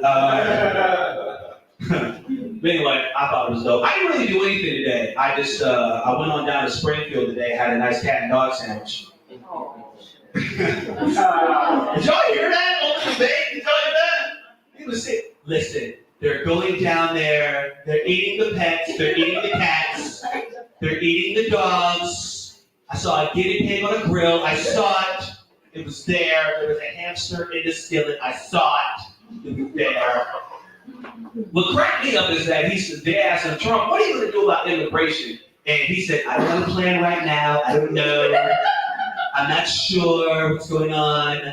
I'm not the president yet. I haven't thought of it. How, if you want to be a president, how's somebody going to ask you what you're going to do about a certain issue and your answer is, I don't know? Does that help you at all? Like, does that make you feel safe as an American? It doesn't. I got nervous. I really did. And you can tell Kamala wanted to curse him out. I thought she was like, I'm going to tell this. Right. Former president. I was like, you know, MF, SOB, BAN, you know that was all in her brain. I saw it cooking. I was like, oh, please just love it out. Please just love it out. Make Black history. We had Chris Rock slap. This will be equal to that. This was amazing. You saw Trump got shot at again? Yeah. Trump got shot at again. I was like, we need to fire the person who's trying to kill Trump because he keeps missing. This is terrible.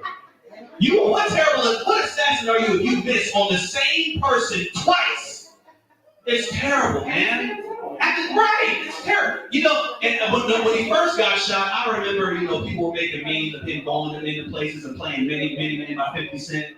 You know, I can see him saying that, you know. Many men wish death upon me. Blood in my eye, but I can't see. I'm just trying to be the best president I can be. The Democrats trying to take my life away. I can see him like putting on his like Thai stuff, you know, singing rap songs. I can't deny it. I'm a straight rapper. You don't want to mess with me. Got the Democrats busting at me, but they can't do nothing to the D. Anybody in a relationship here? Relationships? I love relationships, you know. I have to ask the women in the room, I have to ask y'all a question. Who do y'all be dealing with? And the reason why I ask that question is because I'm a functioning adult. And I've come to find out that a lot of you women are overly what demons from the pit of hell have y'all overly excited at basic stuff? And you can tell the women that ain't been treated right because they're overly excited at everything. You know what I mean? Like, I had one girl over my house, she was surprised I had toilet paper. I was like, what? How do you think I wipe my behind? Do you think I have McDonald's napkins just stashed somewhere? Like, no, I have Charmin. What's wrong with you? That's a special kind, because I have vegetable. Remember, I'm not trying to cheat this. You know what I mean? You know, like, I had one girl, she was surprised that I had a car. Like, because what happened was, she was over her cousin's house. And I was like, yeah, girl, why don't you come on through? You know what I'm saying? Why don't you come on through? And she was like, I didn't drive. I was like, well, I'll just come pick you up. Tell me where you are. And she was like, ooh, ah, ooh, ah. And I was like, really? That's all it took, for real? What dude you been dealing with that can't drive 11 minutes? You weren't working an 11-minute drive to these dudes? Like, what's going on? Like, I remember one girl, she was upset. Well, she wasn't upset, but she told me, she was like, Cameron, you do things for me that I've had to beg other men for.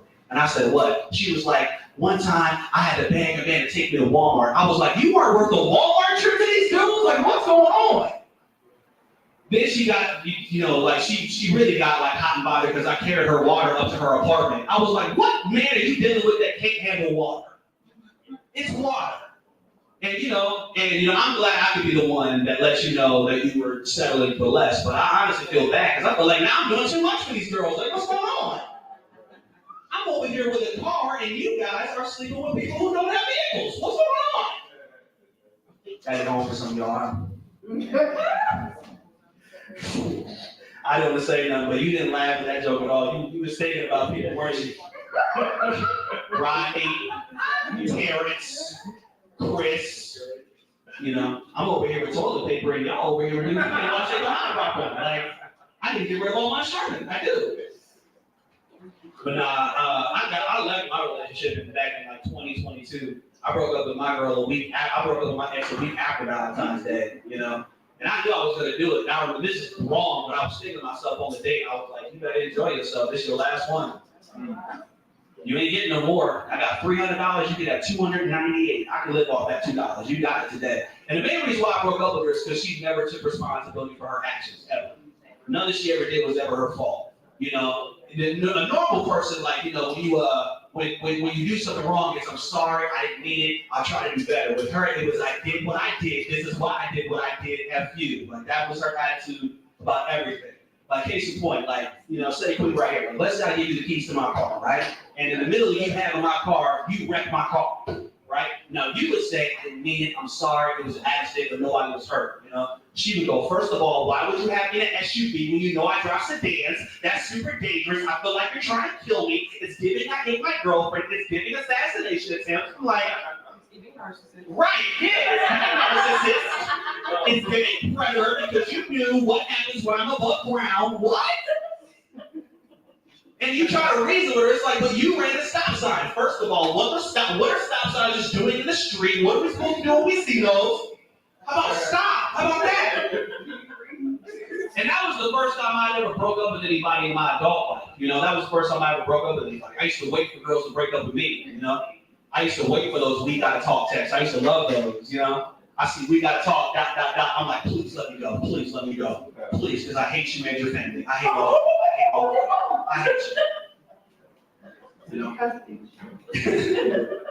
But, and there's like probably two dozen girls that think that they broke up with me, but I pray the women out my life. And my God is a long time God. Can I get a witness? Can I get a witness? But I thought about it, and I was like, I wonder how my favorite celebrities would handle this breakup, Like, what if Bernie Mac broke up with you? The meanest breakup ever. He just walked in the house like, let me tell you something. I don't want to be with you no more. Don't come on my house. Don't come on my job. If you try to call my mama, I'm going to bust your head for the life. Rest in peace, Bernie. Or what if Kevin Hart broke up with you? I just want to say, ping, ping, pow. Me and you, not together no more. Don't want to see you. Don't want you around. Don't want you to come around. And then you probably think to yourself, oh my God, I'm sick all now.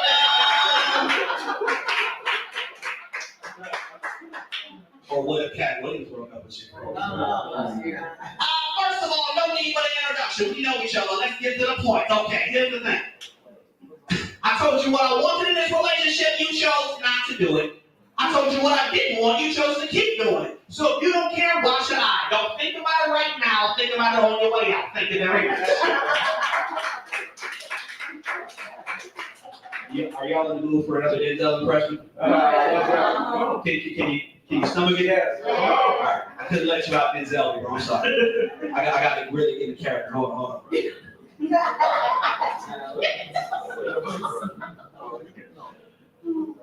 All right. Okay. So you want to be in a relationship or you want to go home, huh? You want to be in a relationship or you want to go home? Because I'm going to tell you right now, what you need to do is get yourself up off the floor right now. Because you're way too strong, you're way too virtuous, you're way too beautiful to be crying over me. And I want you to know right now that 100 years from now, if you get yourself together, people are going to know you've been here. Now get out.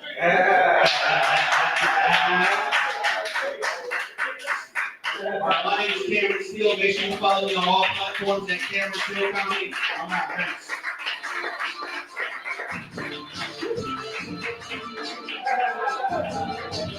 I am not your caller, so every time I see you in that Tennessee Jack, you trying to pick me up.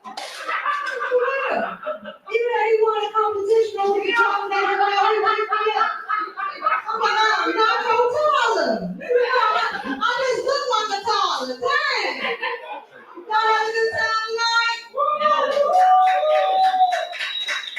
I'm Angel Hampton, y'all. Y'all can follow me as comedian Angel Hampton on Facebook and IG. And I'm gonna bring up this lovely lady named as FJ.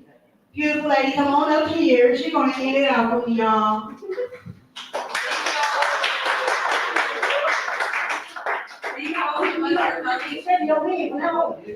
Please go ahead and check out the MPSC Entertainment.com website where you can come and see all of our different events that we have. We have them all throughout Columbus. We also have a couple of different partners so you guys can encourage us that way. We do have a live podcast that recently started. Again, check out MPSC Entertainment for the live podcast. Thank you guys so much for joining us. We enjoyed having you guys. Also, we've had over 500 live streams.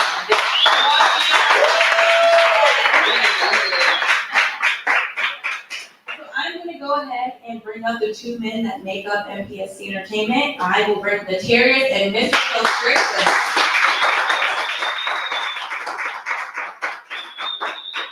All right.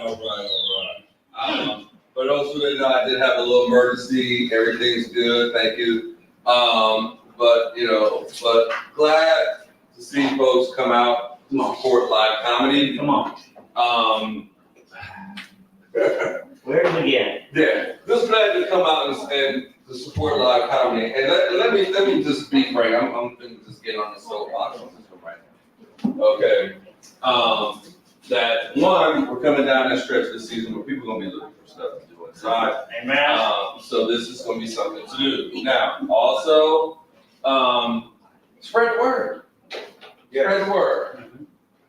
And I'll just say this to everybody in the room, especially all those folks who I know that know me personally, and folks who know Phil personally, or friend us on Facebook. Bring a crowd, we'll hook you up. How about that? Everybody like a little money. You know, maybe you might need to buy some drinks, buy some gas, or go get you something to eat afterwards. You might owe a bet. I don't know. But something, because we want to continue to build something that we've worked long and hard on for the last year. Because as you can see, for those who first came out, I know you guys came out to one of the early shows. We didn't have all this camera stuff. So if you can see like what you see with all these lights, all these cameras that we got running right now, it looks no different than if you was watching this like on Comic View or Comedy Central or things like that. That's how we got it set up. And it's one of the things where we will continue to push the live stream comedy scene because to be honest with you folks, nobody else is doing this. Nobody else is doing this. So mind me if I break my arm, pat myself on the back.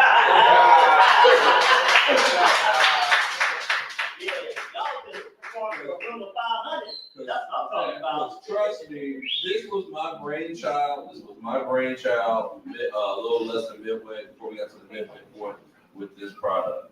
You got 418 right now. Thank you for 14. So like I say, continue to push the live comedy.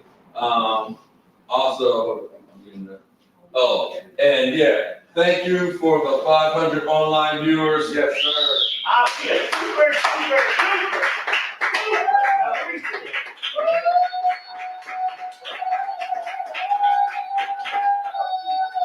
And of course, for people who can watch this live, or you guys can come in here live, and now 500 people watching this now.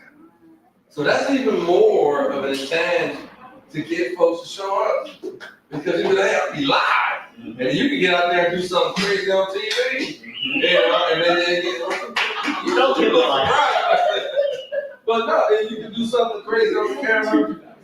People, all those things that make people laugh. But like I said, we work long and hard doing this.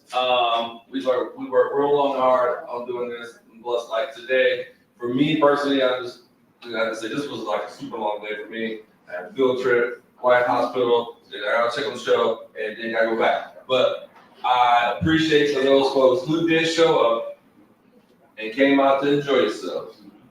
And so, and we just ask that you continue to come out, continue to support live comedy, look up the MPSC product, and not just the shows we do here, but the overall product that we sell, not just live comedy. If you look deep into the MPSC program, we got a lot of stuff that we do, and it ain't just this. This is part of it, but we do a lot of it. For those folks who may know somebody that's getting married, let us know. Send them to us. Because we're letting you know, hey, we can handle your camera, the photography, we got you a bartender, okay, we got you a DJ. And they black. Well, I got a stage. And so, and you got a show. They not like that. And we got the cake maker, right? And we got the cake. So think about that. If you And we got lubrication. Come on. We got baby hose and cats for everybody. He on this. No diddy. I'm good. So as you can see with MPSC, we do a lot more than just a live show. And I'll be the first one to tell you, if you do link us to a wedding, and we sell all that whole product, which will run most folks maybe about $5-6 grand easy. And so if you like, and I use you because you got all the facial expressions. And so let's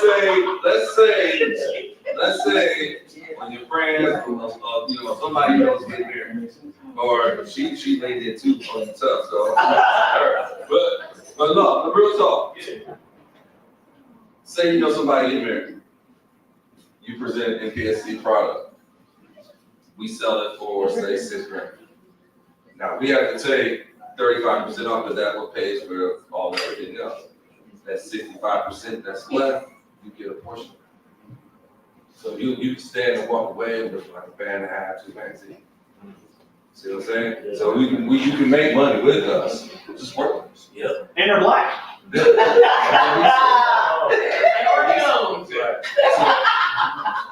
So once again, like I say, I appreciate you guys all for coming out. Come back home. I'm coming to you. So I just want to get some love and just want to hear another round of applause.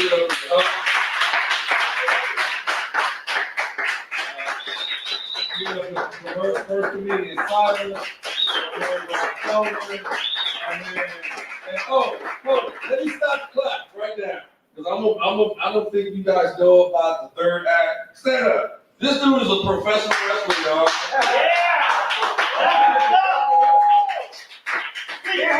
That blew my mind when I saw that. I said, "This dude wrestle." He said, "Man, I'm gonna get him in 2 wins, but this I'm getting in 7." But real talk, he is a professional wrestler. And I mean, if you don't know him now, if you didn't know him then, you know him now. Follow him. Go support. Let's just support people, y'all. Yeah. Let's support people. Let's support people. The wrestle name is baseball.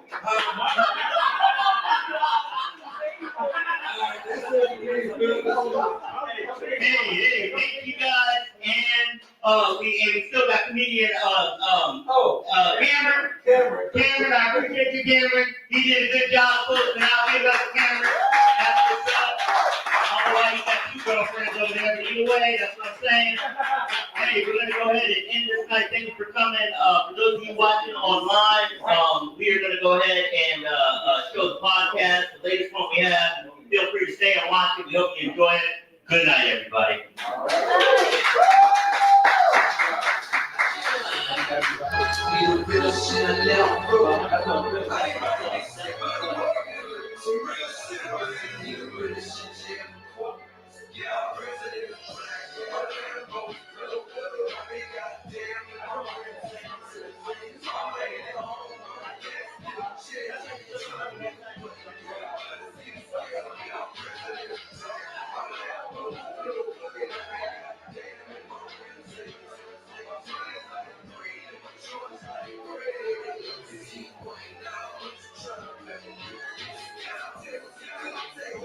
Hey,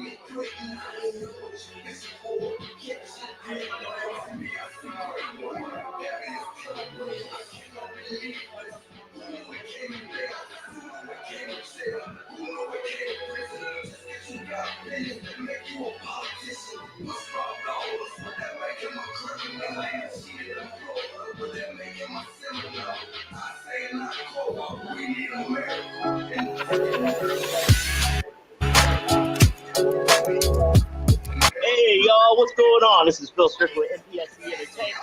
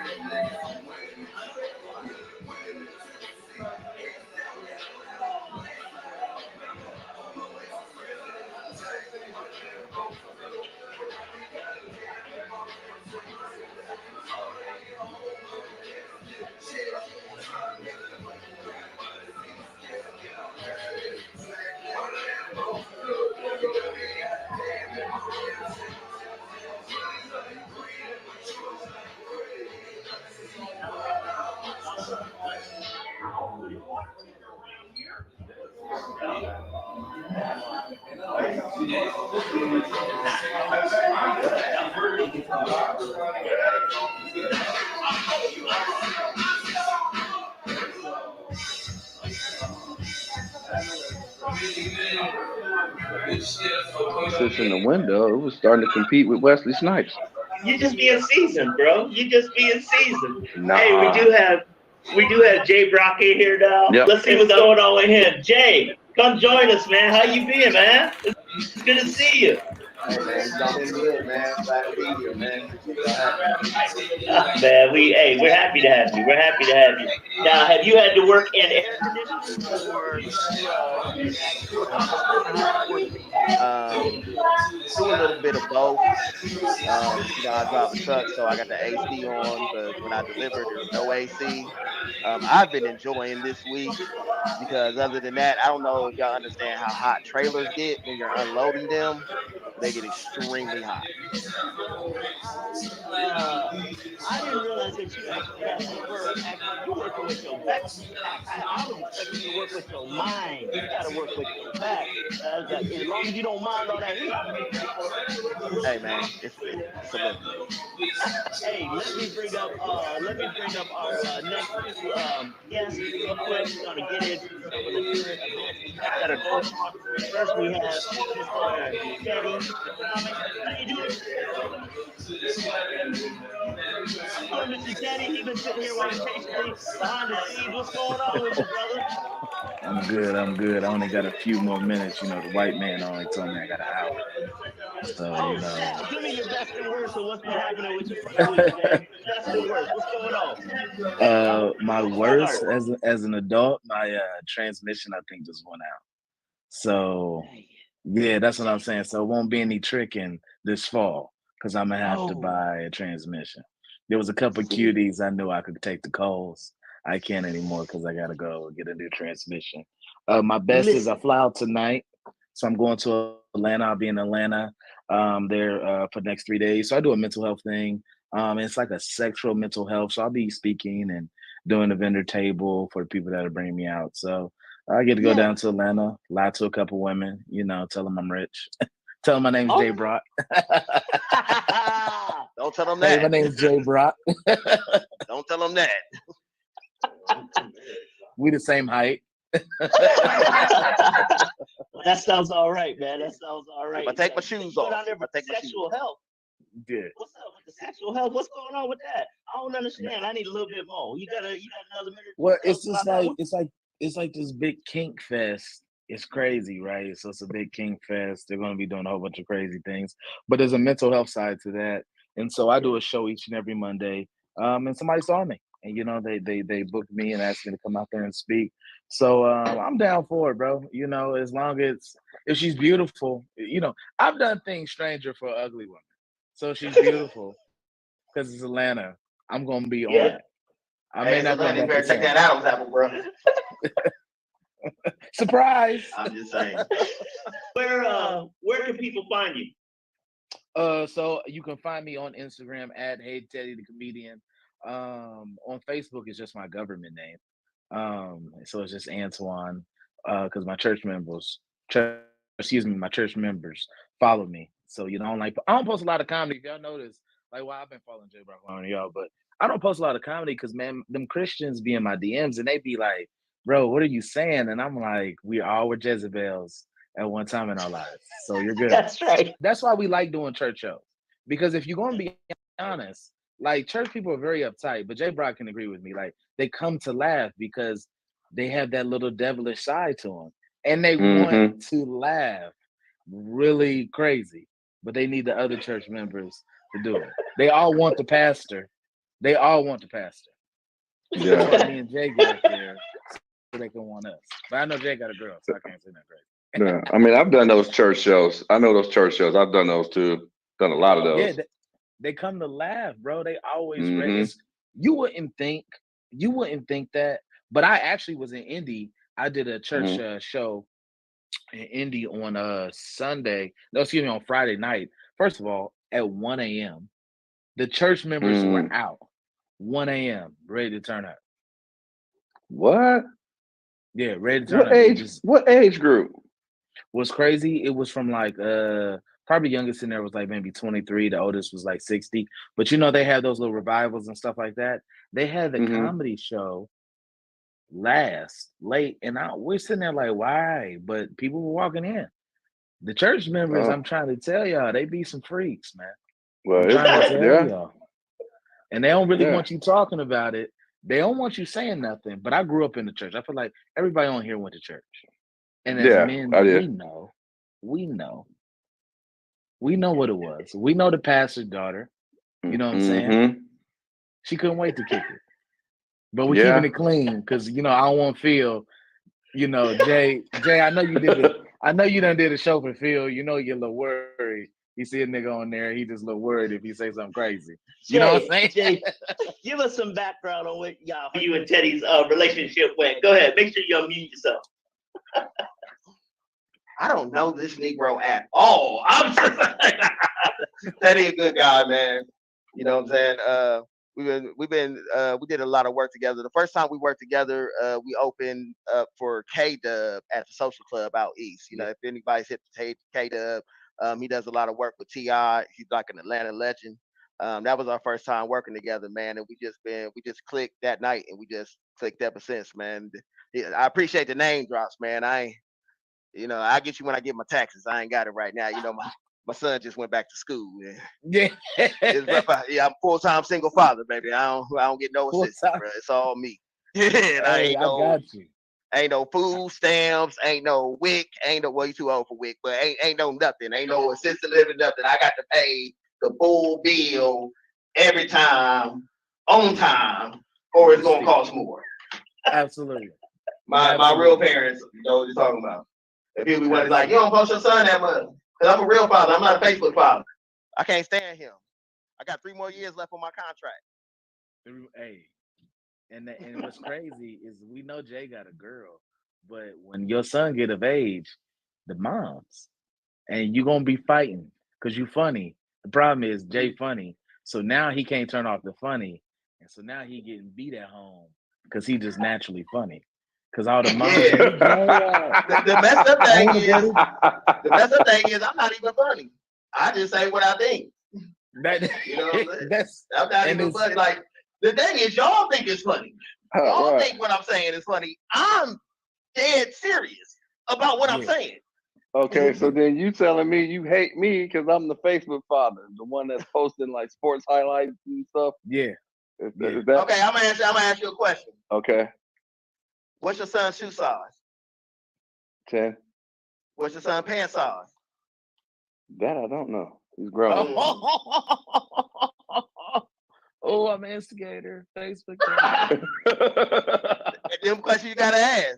I hadn't had that before, but my son's grown now. I don't have then you don't even apply to this conversation. Right. But you said that you hate the Facebook father. You just disagreeing for clout. But that's just but you put me when you said you but hate you the in a whole Facebook nother father. bracket. I'm talking about us that actually that's raising them now currently. Like, dude, you out the game, bro. Well, you Well, never doing stop it being for a parent, but I'm clicks. talking about, Right. Oh, okay, so you know what I'm saying? You, so once he graduated, that took me off the stage. yeah, that's Okay. it. All You right. did your job. All right. You Yeah. got him Well, a yeah. graduation. He going to England to play soccer. So, I will say this because I gotta go back. See, I work with my mind. I'm a banker, so I work with finance. So I gotta go back What's to up? slave and get called the N word for the white man. But I will say this, y'all. wow. No, I just want to say No, this. fuck that. I have to tell y'all this story before I leave. So yesterday I'm eating a banana, right? And this white guy looks over and says, "That's a tasty banana, ain't that?" And I said, "Bro, what? I'm a monkey?" Like that's the only thing I heard was "you monkey." Like that's the only thing I heard. But I have to go. But I will say this: it was an honor. I will say, Phil, I enjoyed this. A couple weeks ago, we had the people laughing. It's always an honor. And that young man that's on there, Jay Brock, has put in. He's putting in his 10,000 hours, and he's doing it his way. And people get upset because they don't understand the sacrifice that you make when you're putting in the comedy. You know, he's a dad. He's got to go do things. His son's in high school. He's still trying to be a boyfriend, to be a husband, and to still be able to get up there and do the shows that you do. You know, I think this month what you got maybe 9 or 10 shows. You have Top Dog every, last Friday of the month. And you're doing it. And I feel like a lot of comedians we are competing, but it's free to give flowers. You see what I'm saying? So another comedian to another, Jay Brock, I have to give you flowers, King, because you are doing it. And you're not doing it nobody's way but yours. And I think that's important. And to you two fellas over there, thank you again for having me. You know, this is clean comedy and doing it clean. Like we talk a lot of, BS from time to time. We cuss here and there, but you don't always have to cuss to make people laugh. And you two are doing it the right way. Notarious, the beat, driving the white kids around, driving the Jersey, but we're gonna go with it. And Phil, just being the Drake looking nigga. You guys are doing it, man. So I can't wait to get on the show. Jay Brock, I know our time is coming soon that we'll get on the show together again. Phil, Notarious, call me whenever. Thank you for paying me on time because that's refreshing. All right, fellas. Hey, enjoy your day. We'll catch up with you. Yes, sir. Appreciate it. Our next guest is Miss Brenda Brown. She's a part of Sauce in the City. As a matter of fact, the producer and the executive producer of Sauce in the City out of Las Vegas and whatnot. She takes care of business. She knows the technical aspects of all these different things we're trying to do. Miss Brenda Brown, we're happy to have you. Welcome up, Miss Brenda Brown. Welcome her up now. Come on now. That's what I'm talking about. Okay, I was like, I need some sound effects. Good morning, y'all. There you go. Yeah. True. I'm struggling over here. I need some energy. How are things going with you on your best and worst for the week, especially in the world of comedy? Hip us to what's happening. We're looking forward to hearing what you have to say. The floor is yours.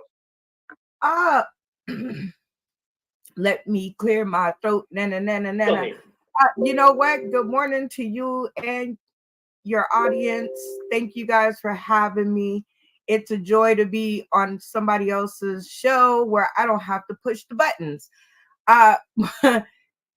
My week is actually up and down. So on the upside, I got to meet Mr. Sean Stockman from Boys to Men, and I got to actually walk and talk with him. And the really cool part is that he reached out to me because he was lost. And it was so cool that he remembered me from the night before. And he was like, please help me. And then on the downside, I got wrote up on my job. And I was like, I know. I was like, what? That is crazy. But you know what? I keep telling them I'm not here for the $13 an hour that you pay me. I'm here to see how it's really done so that I can do it. So my week has been blessed. I'm getting ready to create a mock trial for Sauce in the City Comedy Courthouse. The Honorable Mr. Phil Strickland will be presiding over the case. This is the case of Dr. Sugate, is what we call it. And so I thought I would dish out some democracy in a fun group. Shout out to the Morning Mac Show, because I love people and I love having people around me and I love having fun with the people around me. And if we ain't having fun, then we got to go to court. Oh, wow. Can you give us a little bit of a breakdown of what's going to happen on Brenda's People's Court? Absolutely. This is for entertainment value, but not only. This is also for educational purposes. This is a way for us to show people how to come together. And even though you have a disagreement that has caused hurt feelings, it's a way to come together and maintain that relationship. You don't have to throw the baby out with the bathwater. So what's going to go down is that we are going to have jury selection duty. We are going to mimic the judicial process as best we can with a lot of funny, because funny heals a lot of hurt feelings and a lot of, mental issues and things of that nature. But yes, we're going to pull together a jury and then we're going to have our trial. Over this past week, we were able to get Notarius onto the Sauce in the City show. How'd you like that and stuff? Okay, I loved having him on the show. He was like, he reminded me of Oscar the Grouch, kind of. Think of your best and worst for the show because you about to say it. If I can work it out, I'll see if I can get Jay on there. I would love Jay Brock. Yay, yes, absolutely. Okay. And I think he would give Althea McFarland a run for her money. So what happens is, we loved having him. He got on there and he kind of made everybody else sit up straight and pull their pants up and actually be honest about their opinions. So what I like about my show is that it is a place where we come to sharpen each other's swords. We come there to help each other, one by doing the best that they know how to do, and then the other ones, pulling their pants up and sitting up straight and reaching the same echelon of comedy. In my shows, I never have a headliner. I don't have special guests and all of that stuff because early on in my career, I had a whole show, meaning 10 people on my show, and all of them were amazing. So how could I call somebody a headliner or a whatever? All I had was a bunch of really great people. So we started doing comedy together, and Notarius fit right in. He fit right in like that, like Oscar the Grouch. He just got on there. He's wearing green today also. Well, why gotta be a Grouch though? I wasn't. Notarius, expound on what Miss Brenda was talking about. How'd you see it? I don't see me being no Grouch. I mean, I came in there. I was eating a sandwich, and I know I think it was Althea. She got on me because of how I was eating it. It was so good. I kept savoring it. You put the chip with the sandwich to eat it all at the same time, and then then I had way out. She was getting on me about how I was drinking my orange juice, because how I was just like she could hear every like swallow all deep, and how I was like, like she hear it all deep, and then I could hear the in every tap, it was like, but it was good juice. I mean, hey, and she forgot out that I did win the first round. He did. Absolutely. I won the first round. What was the first round on? What was I can say deciding factor? Well, no, the first round was a panel, okay, and she would show like a picture of, I think one was Chris Rock and the other one was Will Smith, and then she'd have a set where, okay, if you like such cameras off and whatnot. So, and then we give our opinion. So I was on the majority of all the people that she had put out there. Okay. And so, and then when we had the vote with all the other comedians that was on there, I was the only one who matched all of the subjects on that one. Miss Brenda, if I'm not mistaken, I actually won on there because I saw some money come back to my Cash App.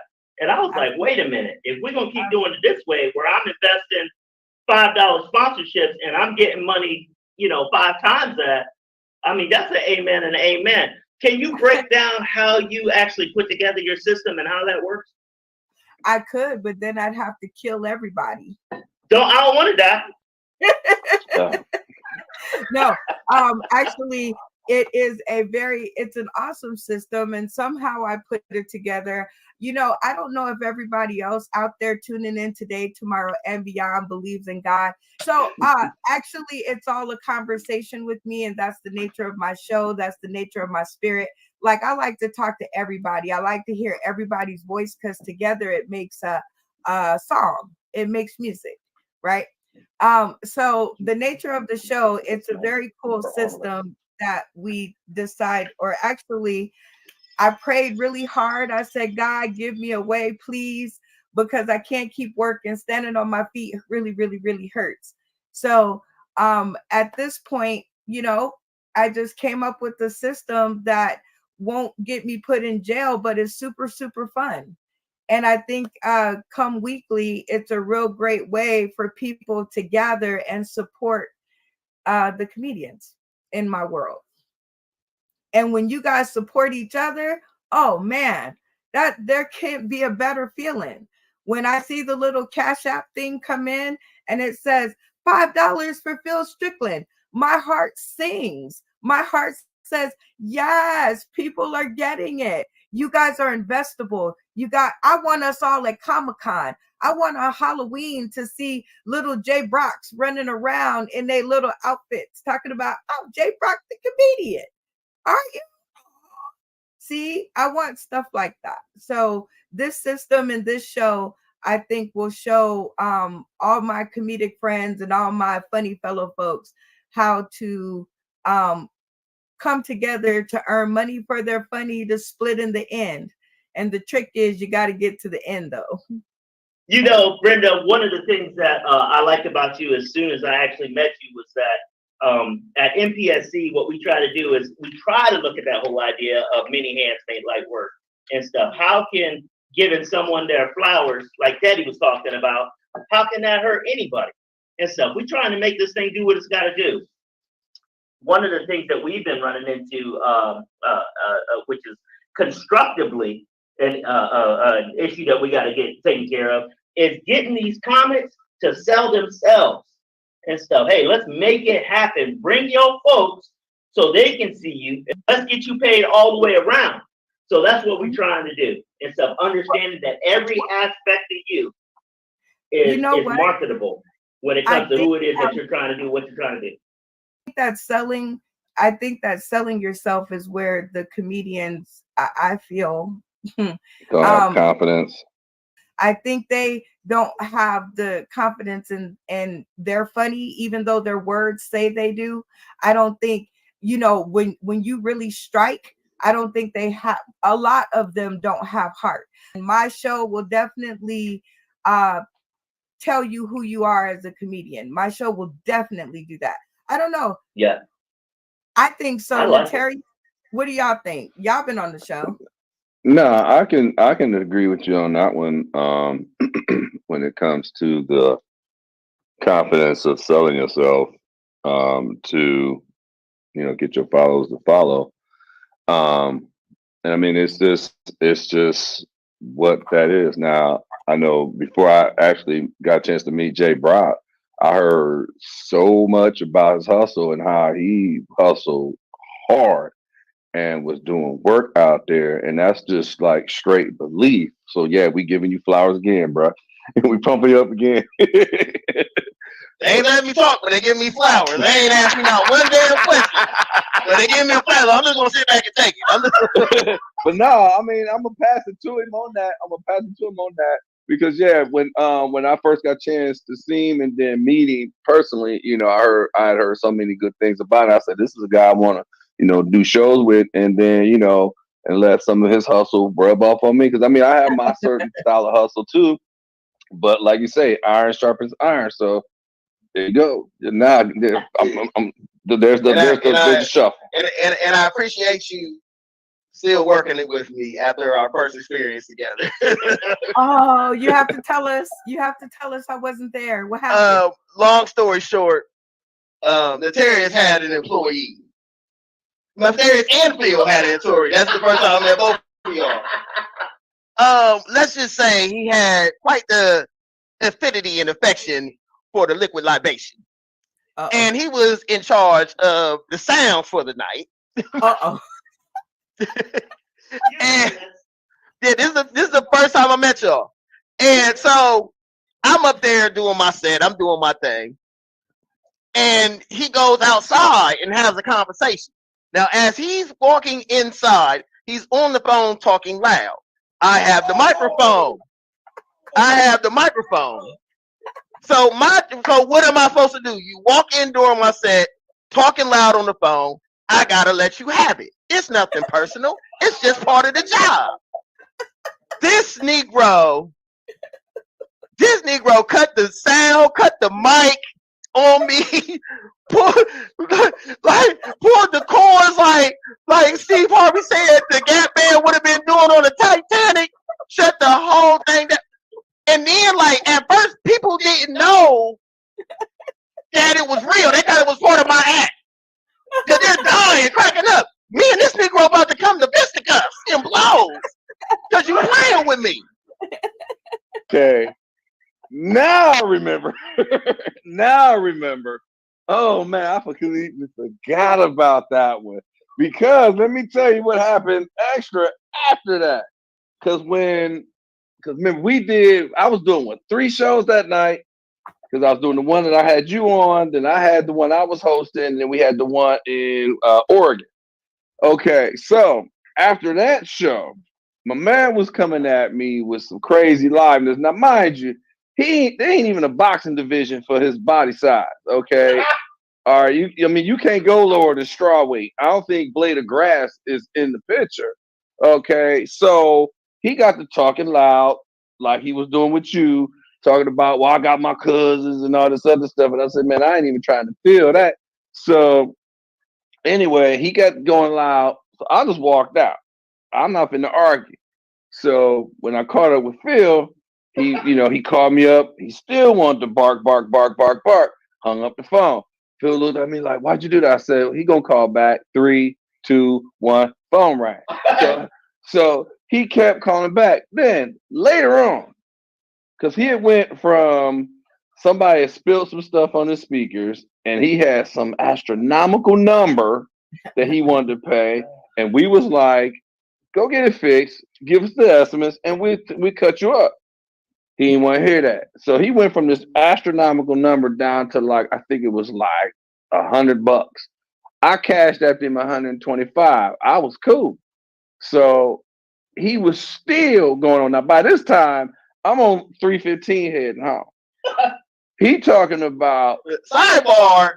He should have had it because he told me he owned the club in Columbus. Right. He told me he owned the club. Right. So then he talking about how he got his cousins and this and that. I know where you live. I said, well, okay, here's the twist. I live in the suburbs. Now it's a fight. No, I ain't fighting nothing. I'm going to tell you what I'm going to do. I'm in the suburbs. All I got to do is call CPD. Tell them, hey, I got some ignorant ninjas out here trying to get live on all you. Right. And when CPD pull up, it's a wrap. All I got to do is just sit there and film it live on Facebook through my bedroom window. I ain't got to do nothing. But then check it. It carried over to Monday night. Because remember, I told you he bowled with me. Yeah. So he wanted to carry it over again then, talking about how much I still owe all this other stuff. And I'm like, look, I paid extra money to get your speakers and stuff out of the pawn shop because you was putting your stuff in the pawn shop so you could get money to pay for bowling, okay, and gamble while bowling, hustling backwards. So he was talking that trash coming in the door. And I just was like, okay, I don't know how y'all do it here in this city, but where I'm from, I'm just gonna make one call. Let's take it outside. I'm like DMX, 1, 2, meet me outside. Well, I got all my uncles in here. Okay, bring them all out because I'm finna show you how violent I can get if you push me to that level. Because the person that was there with, I just handed him my keys. Let's just go outside. Now, when I gave him that intuition, he just stood there with that look on his face, like, "What do I do now?" Let me tell you, this is Nataria's favorite line. I was like, don't you be nervous? I was like, listen, I grew up as a smaller dude, so I had to think like, Bugs Bunny, bro. I had to be slick. And so he was like, I fear no man. I mean, he just automatically just flipped it. I'm not I fear fearing. no man. I'm like, okay. I mean, it's like that old Richard Pryor joke when he was talking about Jim Brown when he got into a fight, and I forget how he said it, but Jim Brown made a famous quote where he said, when he was talking about calling him out, and Jim Brown was like, "Look, I guess that's gonna be an ass woman I have to take." Basically meaning I'm not backing down. So we gonna get it in, win or lose, yeah, it's gonna happen. This is gonna have to happen. Hey, when T.I. say I'm an OG, you gonna have to show me. Right, exactly. Talk is talk. And I lost a fight before. Right. Anybody that fought, Everybody that fought lost a fight. It ain't that big. Nah, you like you say, you win some, you lose some, and you keep exactly. I know that DJ abuse is a real thing. I actually had my DJ break down on stage and actually cuss my comedians out. That was yep. Actually he literally had a meltdown on stage. So I do know that the words of comedy can break you. And I didn't know that until now, right? Like, so now that Notarius has been proven to have had one of these moments, I might send my DJ an apology letter because I thought he had just lost his daggone mind. Keep that out of that story. Hey man, it's a different thought. It's a different thought. That was the story that I had asked you about, and that's how long you spoke, is because that's the story that I stopped on. Right. And then I had to like go cook some breakfast, and then I came back and you were still talking, and then I went. Right, no, I was just kidding. Let's be honest here. A comedy DJ has it's the easiest money you're ever going to make. That's true. The easiest money you're ever going to make. You play for about an hour while the people walk in, and then you're playing like 30 seconds of a song. If that. Over an hour and a half. That's easy, and you're charging like $300. All I know, I'm with you. All I know I'm is with you, this Jay. was my wife's birthday. This was my wife's 50th birthday. This had to be oh a no, couple years ago. I ain't gonna say nothing else. But it was my wife's birthday, and we all were like, I'm just looking like, are you kidding me? I have family looking at me like, what's going on? I'm looking at me like, cut it. He don't know me from a can of paint. But I can't believe and they paid me good money that night. I was pissed. I thought I was never gonna work with him. I can't believe I was just looking in my head in my memories, like as you was telling the story and watching the terriers just rip the cords out the wall and roll them up. I could see him doing this, and I'm just like, I wasn't the DJ. I wasn't the DJ. That was the terriers. That was the DJ that I had brought to the show. I was producing. I was producing and hosting that night. I was hosting my own show because he had his wife's birthday at a venue that was about 5 minutes from where we were at, where I was hosting and producing a venue. So I was hosting and producing mine, producing Phil's wife's birthday, and producing the show we had out in Oregon. I still remember the lineup. Tank was hosting. Tank with a C from Cleveland was hosting. Yep. Precious, she might have featured. I opened. Mm-hmm. And Rich Green headline. Yep. I remember that night like it was yesterday. Oh man! First off, I'm honored that you do remember it. Like, man, I come from rap, and I've had a lot of things happen with a DJ, but never have I ever had a comedy DJ from a comedy show. Cut the music off, let alone try to fight. And mind you, and he in the Blade of Grass, the boxing division. Or weight class. This when I first started comedy, and I'm straight. You rough around the head. I ain't had no problems. If people think I'm bad now, y'all didn't see nothing when I first started. Brenda, you can speak on this one. The new technology when it comes to streaming and trying to get all that stuff situated, do you find that your audience and stuff, are they more understanding of it, or do they want to go back to old school? I feel like I'm pulling teeth with trying to get this stuff situated and getting folks to work together. Talk to me. Okay, well, no, I actually my show was born in the sky. So I knew this world before I knew the stage world. And me myself personally, I love my online friends. I love my online world. I love social media. I love meeting people from all over the United States and abroad. I just had a comedian, shout out to Harmeet. He is an Indian comedian, and he called me from India because he had plans to come to Vegas, and I was the only one that he could remember that lived here. And he was like, I want to bring a show, an Indian show to Las Vegas, and I would like for you to produce that for me. And so me, myself personally, I will sit on here and do this. You could keep up with your friends. You could keep up with what they're doing in all these different areas. Like I can watch Jay Brock at a show. I can watch Notarius at another show. I can watch Phil at a third show. And that's what we're trying to do here in Las Vegas, or at least what I'm trying to do is I am trying to stream you guys' content, you guys' shows into our local bars, because they have all this downtime where these, we are a service industry town, right? We make our money, tips, and that sort of thing, right? So what happens when you get the early morning shift when ain't shit going on but the rent? What do you do? I'm sorry. Oh, I forgot y'all audience is Christian. My bad. God forgive me. Anyway, keep going. You good? What do you do? What do you do when you're that server and you have that crappy shift? So what if a person like me came in and said, listen, I know you have a crappy shift. I'll give you $100 if you just turn that TV on for these 2 hours right here. Now, not only am I entertaining the bartender, but who is out in the middle of the night other than comedians? You guys be out in the middle of the morning, the night, daytime. I'm like, whoo, that's a hard job. I tried it and I quit.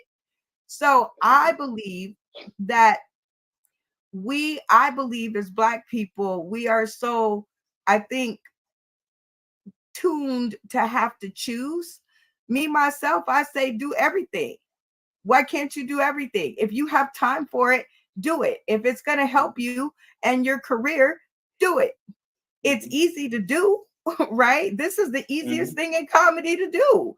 Because going to open mics is hard. That's gas money. You got to pay to eat. Sometimes there's a 2-drink minimum. Then you got to go get your friend because they done heard you going to the mic and they need a ride. Then you got to take them home and you got to worry about getting yourself home. So, this is easy. This is easy for me. So I don't know if people want to go back to the stage, but I like peppering the stage in my platform because I do love seeing y'all in person. I can't say that I don't get a total thrill out of actually seeing 20, 25 comedians that all just came out to my show, and they do this year after year. This is year 5. And in Las Vegas, and the energy is incredible. It's definitely appreciated being there on your show and meeting the different people that we have, and now Notarius from last week and the show that he had a chance to be on. So hey, it's appreciated. I like what you're doing. You inspire me to keep going forward. And when it comes to the rest of these comedians, I'm gonna drag them along, kicking and screaming as best we can. They know what I'm talking about. At MPSC, we are here for your comedy entertainment.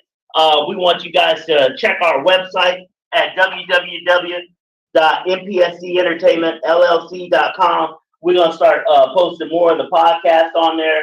Right now, we're looking at about every month and going from there. People seem to like our first one. We finally got that one out of production, so we're happy about that. Can I ask a question? Just yes. Because you three are all comedians, and I am not. Like, I tried it, but it wasn't for me. But what's Hey, at least wrong you with? figured it out. There's some people out here that doing it for years and they ain't Ain't figured it figured it out. out yet. Oh yeah, it took me about 5 times. I got on stage about 5 times, and I was like, yeah, this is not me. But what I would like to know, as a a comedy show going kind of person, and sometimes I go not at my own will. Just what's wrong with everybody being the funniest that they can be? Because what people really want to see, and I think I represent a lot of people out there, right, with the expendable money to buy the ticket to come and watch you make them laugh. I want everybody to be strong. I want when you open your mouth from the host, from the rooter to the tutor, like the Southern say, I want to be laughing my cuckus off. So what's wrong with everyone kind of taking off the name tags? I mean, you give them out because I guess that's a part of it, but what's wrong with taking off the name tags and just being the best that Jay Brock can be, being the best that Notarius can be, being the best that Phil Strickland can be, so that you guys could give the ticket paying audience a real Their awesome money's worth. experience. Yeah. Well, see, there's an art form to it. Like, just because it's not that I'm not giving my best. Yeah. It's that it's an art form to it when you start getting to a certain level, especially in when you're working in comedy clubs, like the major comedy clubs. And there's a way that you can be funny, and it's just a different job, you know. And then you have to make the decision. Okay, do I want to be a host that's constantly at the whole comedy club, working with nationals, constantly be a feature working with nationals, or do I want to be a headliner so I can do whatever I want to do? Because like the headliner, that's supposed to be the main thing. That's what people came to pay for. That's what they paid their money to see, is the headliner. Yeah. So if you're sitting up there being the wildest, dropping a bunch of F-bombs, just trying to be the funniest person of the show, it messes up the show production. Yeah. Because you got some comedians, like seasoned comedians, that'll make you sign a contract and tell you what you can and can't say, what you can and cannot talk about. True. Okay. Yeah. I guess So you had to come with you bet. I mean, and to elaborate what he was saying off of that, you know, you got to have a large repertoire. Be a good word. You gotta have a deep bag. There you go. There you go. Have a deep bag of stuff to do. So like, because I've seen Jay stuff, and I know we got jokes that would step on each other. They would step on each other. Okay. I've been in shows with JR Jr. Matter of fact, one time we had some similar stuff that stepped on each other. And I love JR Jr. Tell him I said and hi. so, I love him. Okay. And so yeah, that we stepped on each other, and so well, we didn't step on each other on purpose. We had some similar premises in a particular joke we did with the Columbus's Funnies. And so, you know, you have that. And like what Jay is saying with the etiquette, when I was, you know, years back, you know, I wasn't, you know, understanding the etiquette like that. I was just going out there being me.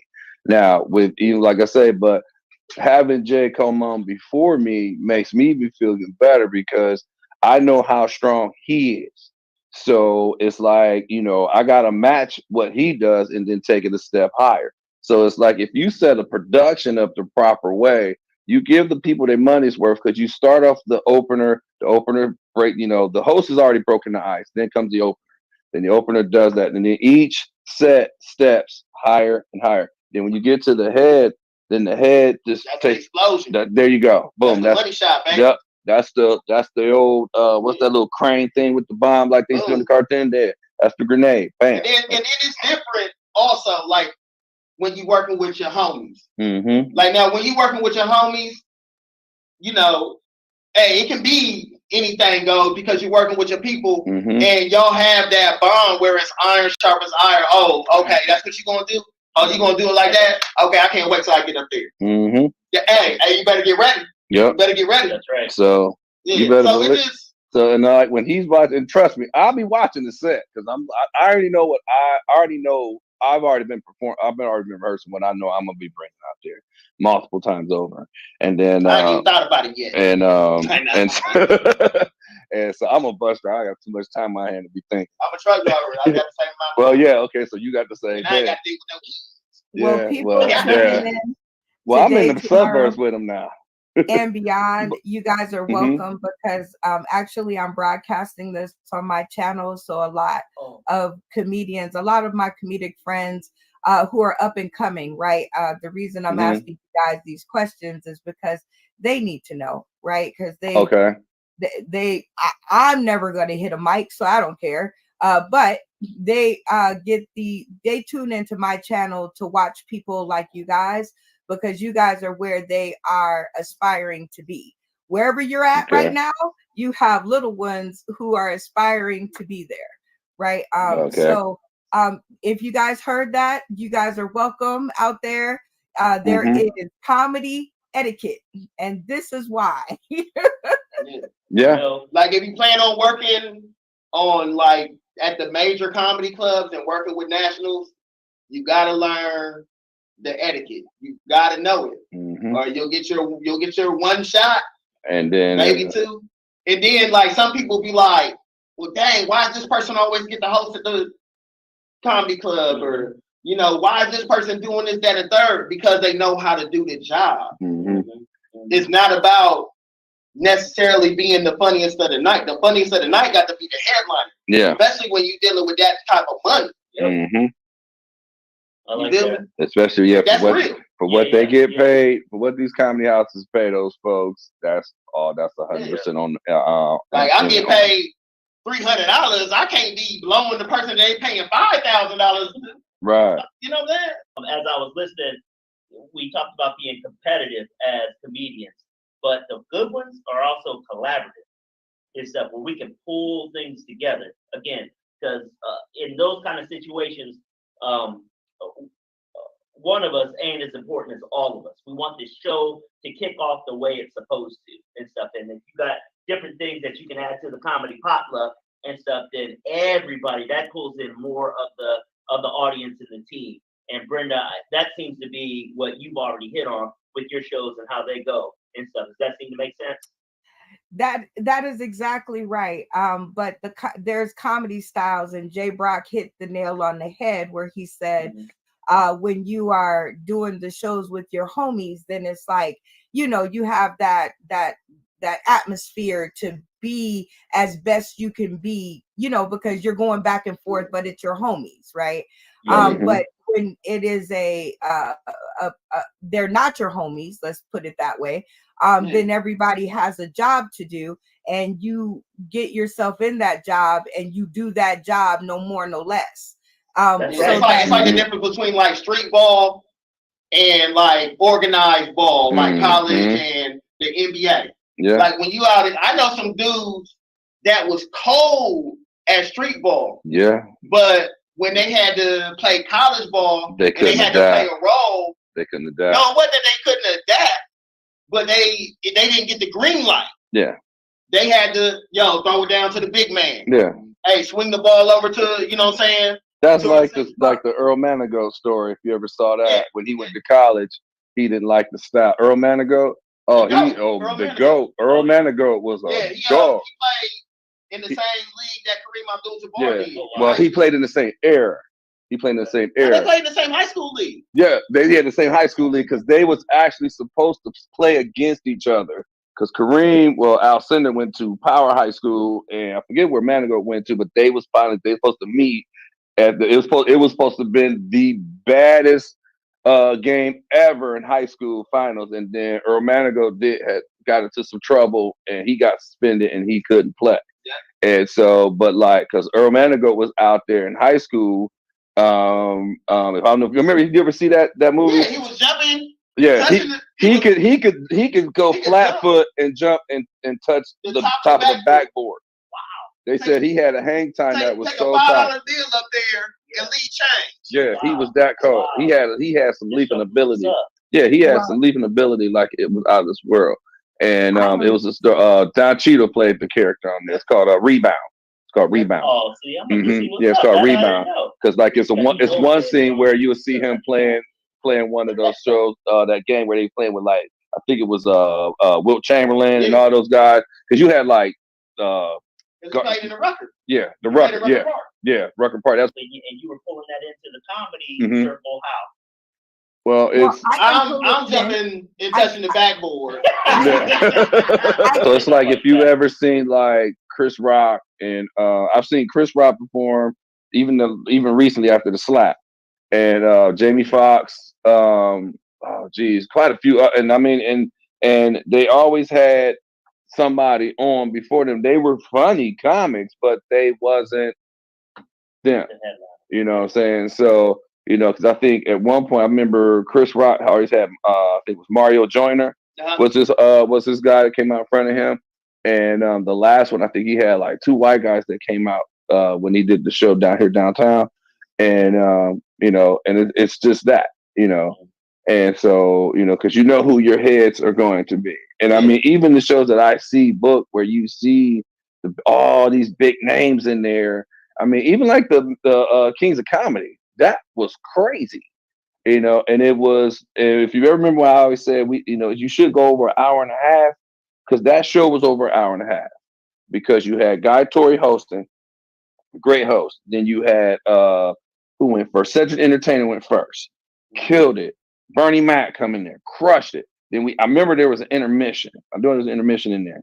And then like when Steve Harvey closed it off, his material was funny. Don't get me wrong, but you had laughed so hard for all that time, and and I mean, it was like, you come after Sid and Bernie. They killed it, and that's why because it was supposed to be in Steve Harvey's tour. Yeah, but it was going so bad for Steve after going after Cedric and Bernie that they just made him the host. Yep. And then D.L. Hughley came in shortly after, because Guy Torrey was the one I saw here nationwide. Guy Torrey was the host, and that's when the Nationwide Arena had just opened. And so, because then when you saw the video clips of, you saw D.L. Hughley in the mix. But like he was saying, but like I was saying, with him coming in last, I mean, I did like his material, but I had such a headache from laughing. You had no more. I had no more. I had no more laughing. Yeah, that's laugh fatigue. Yeah, there you go. Boom. You gotta pay attention to all that. Well, then, you shortened the show, but I just don't. For me, I don't think ticket buyer should have to pay for the comedian's egos, right? Because you can't be funnier than me because you're the opener. You can't be funnier than me because you're the this. Right, like when I come and I pay my $35, I want to laugh until I have a headache. I want to laugh until my stomach hurts, my feet get swole, and I gotta, sit outside for a second before I drive home. But I'm a street ball kind of comedy lover then, because I like when everybody come in, and I love when everybody comes at it with their best. Two things. A lot of times with that street ball comedy kind of idea, it's hard to have all that talent together at one time. And so when you do have it and you're ready for it, that's a beautiful thing. But if you're actually producing a show and whatnot, it seems to me that it's like having that potluck. Hey, we're having a potluck. Everybody can't bring hamburgers. You got to have somebody who's going to bring some chips, who's bringing dessert, who's bringing the paper plates, and all. Because if everybody just bring hamburgers, we ain't got no cheese. You have meat with no bun. You know what I'm saying? And so we're trying to put together a whole meal that everybody can enjoy when it comes to these comedy shows. Would y'all agree? Yeah. I want to hear what she's saying. Go ahead. What I've noticed is that you guys take care of that yourself, right? Because there's this big thing in comedy called stealing jokes.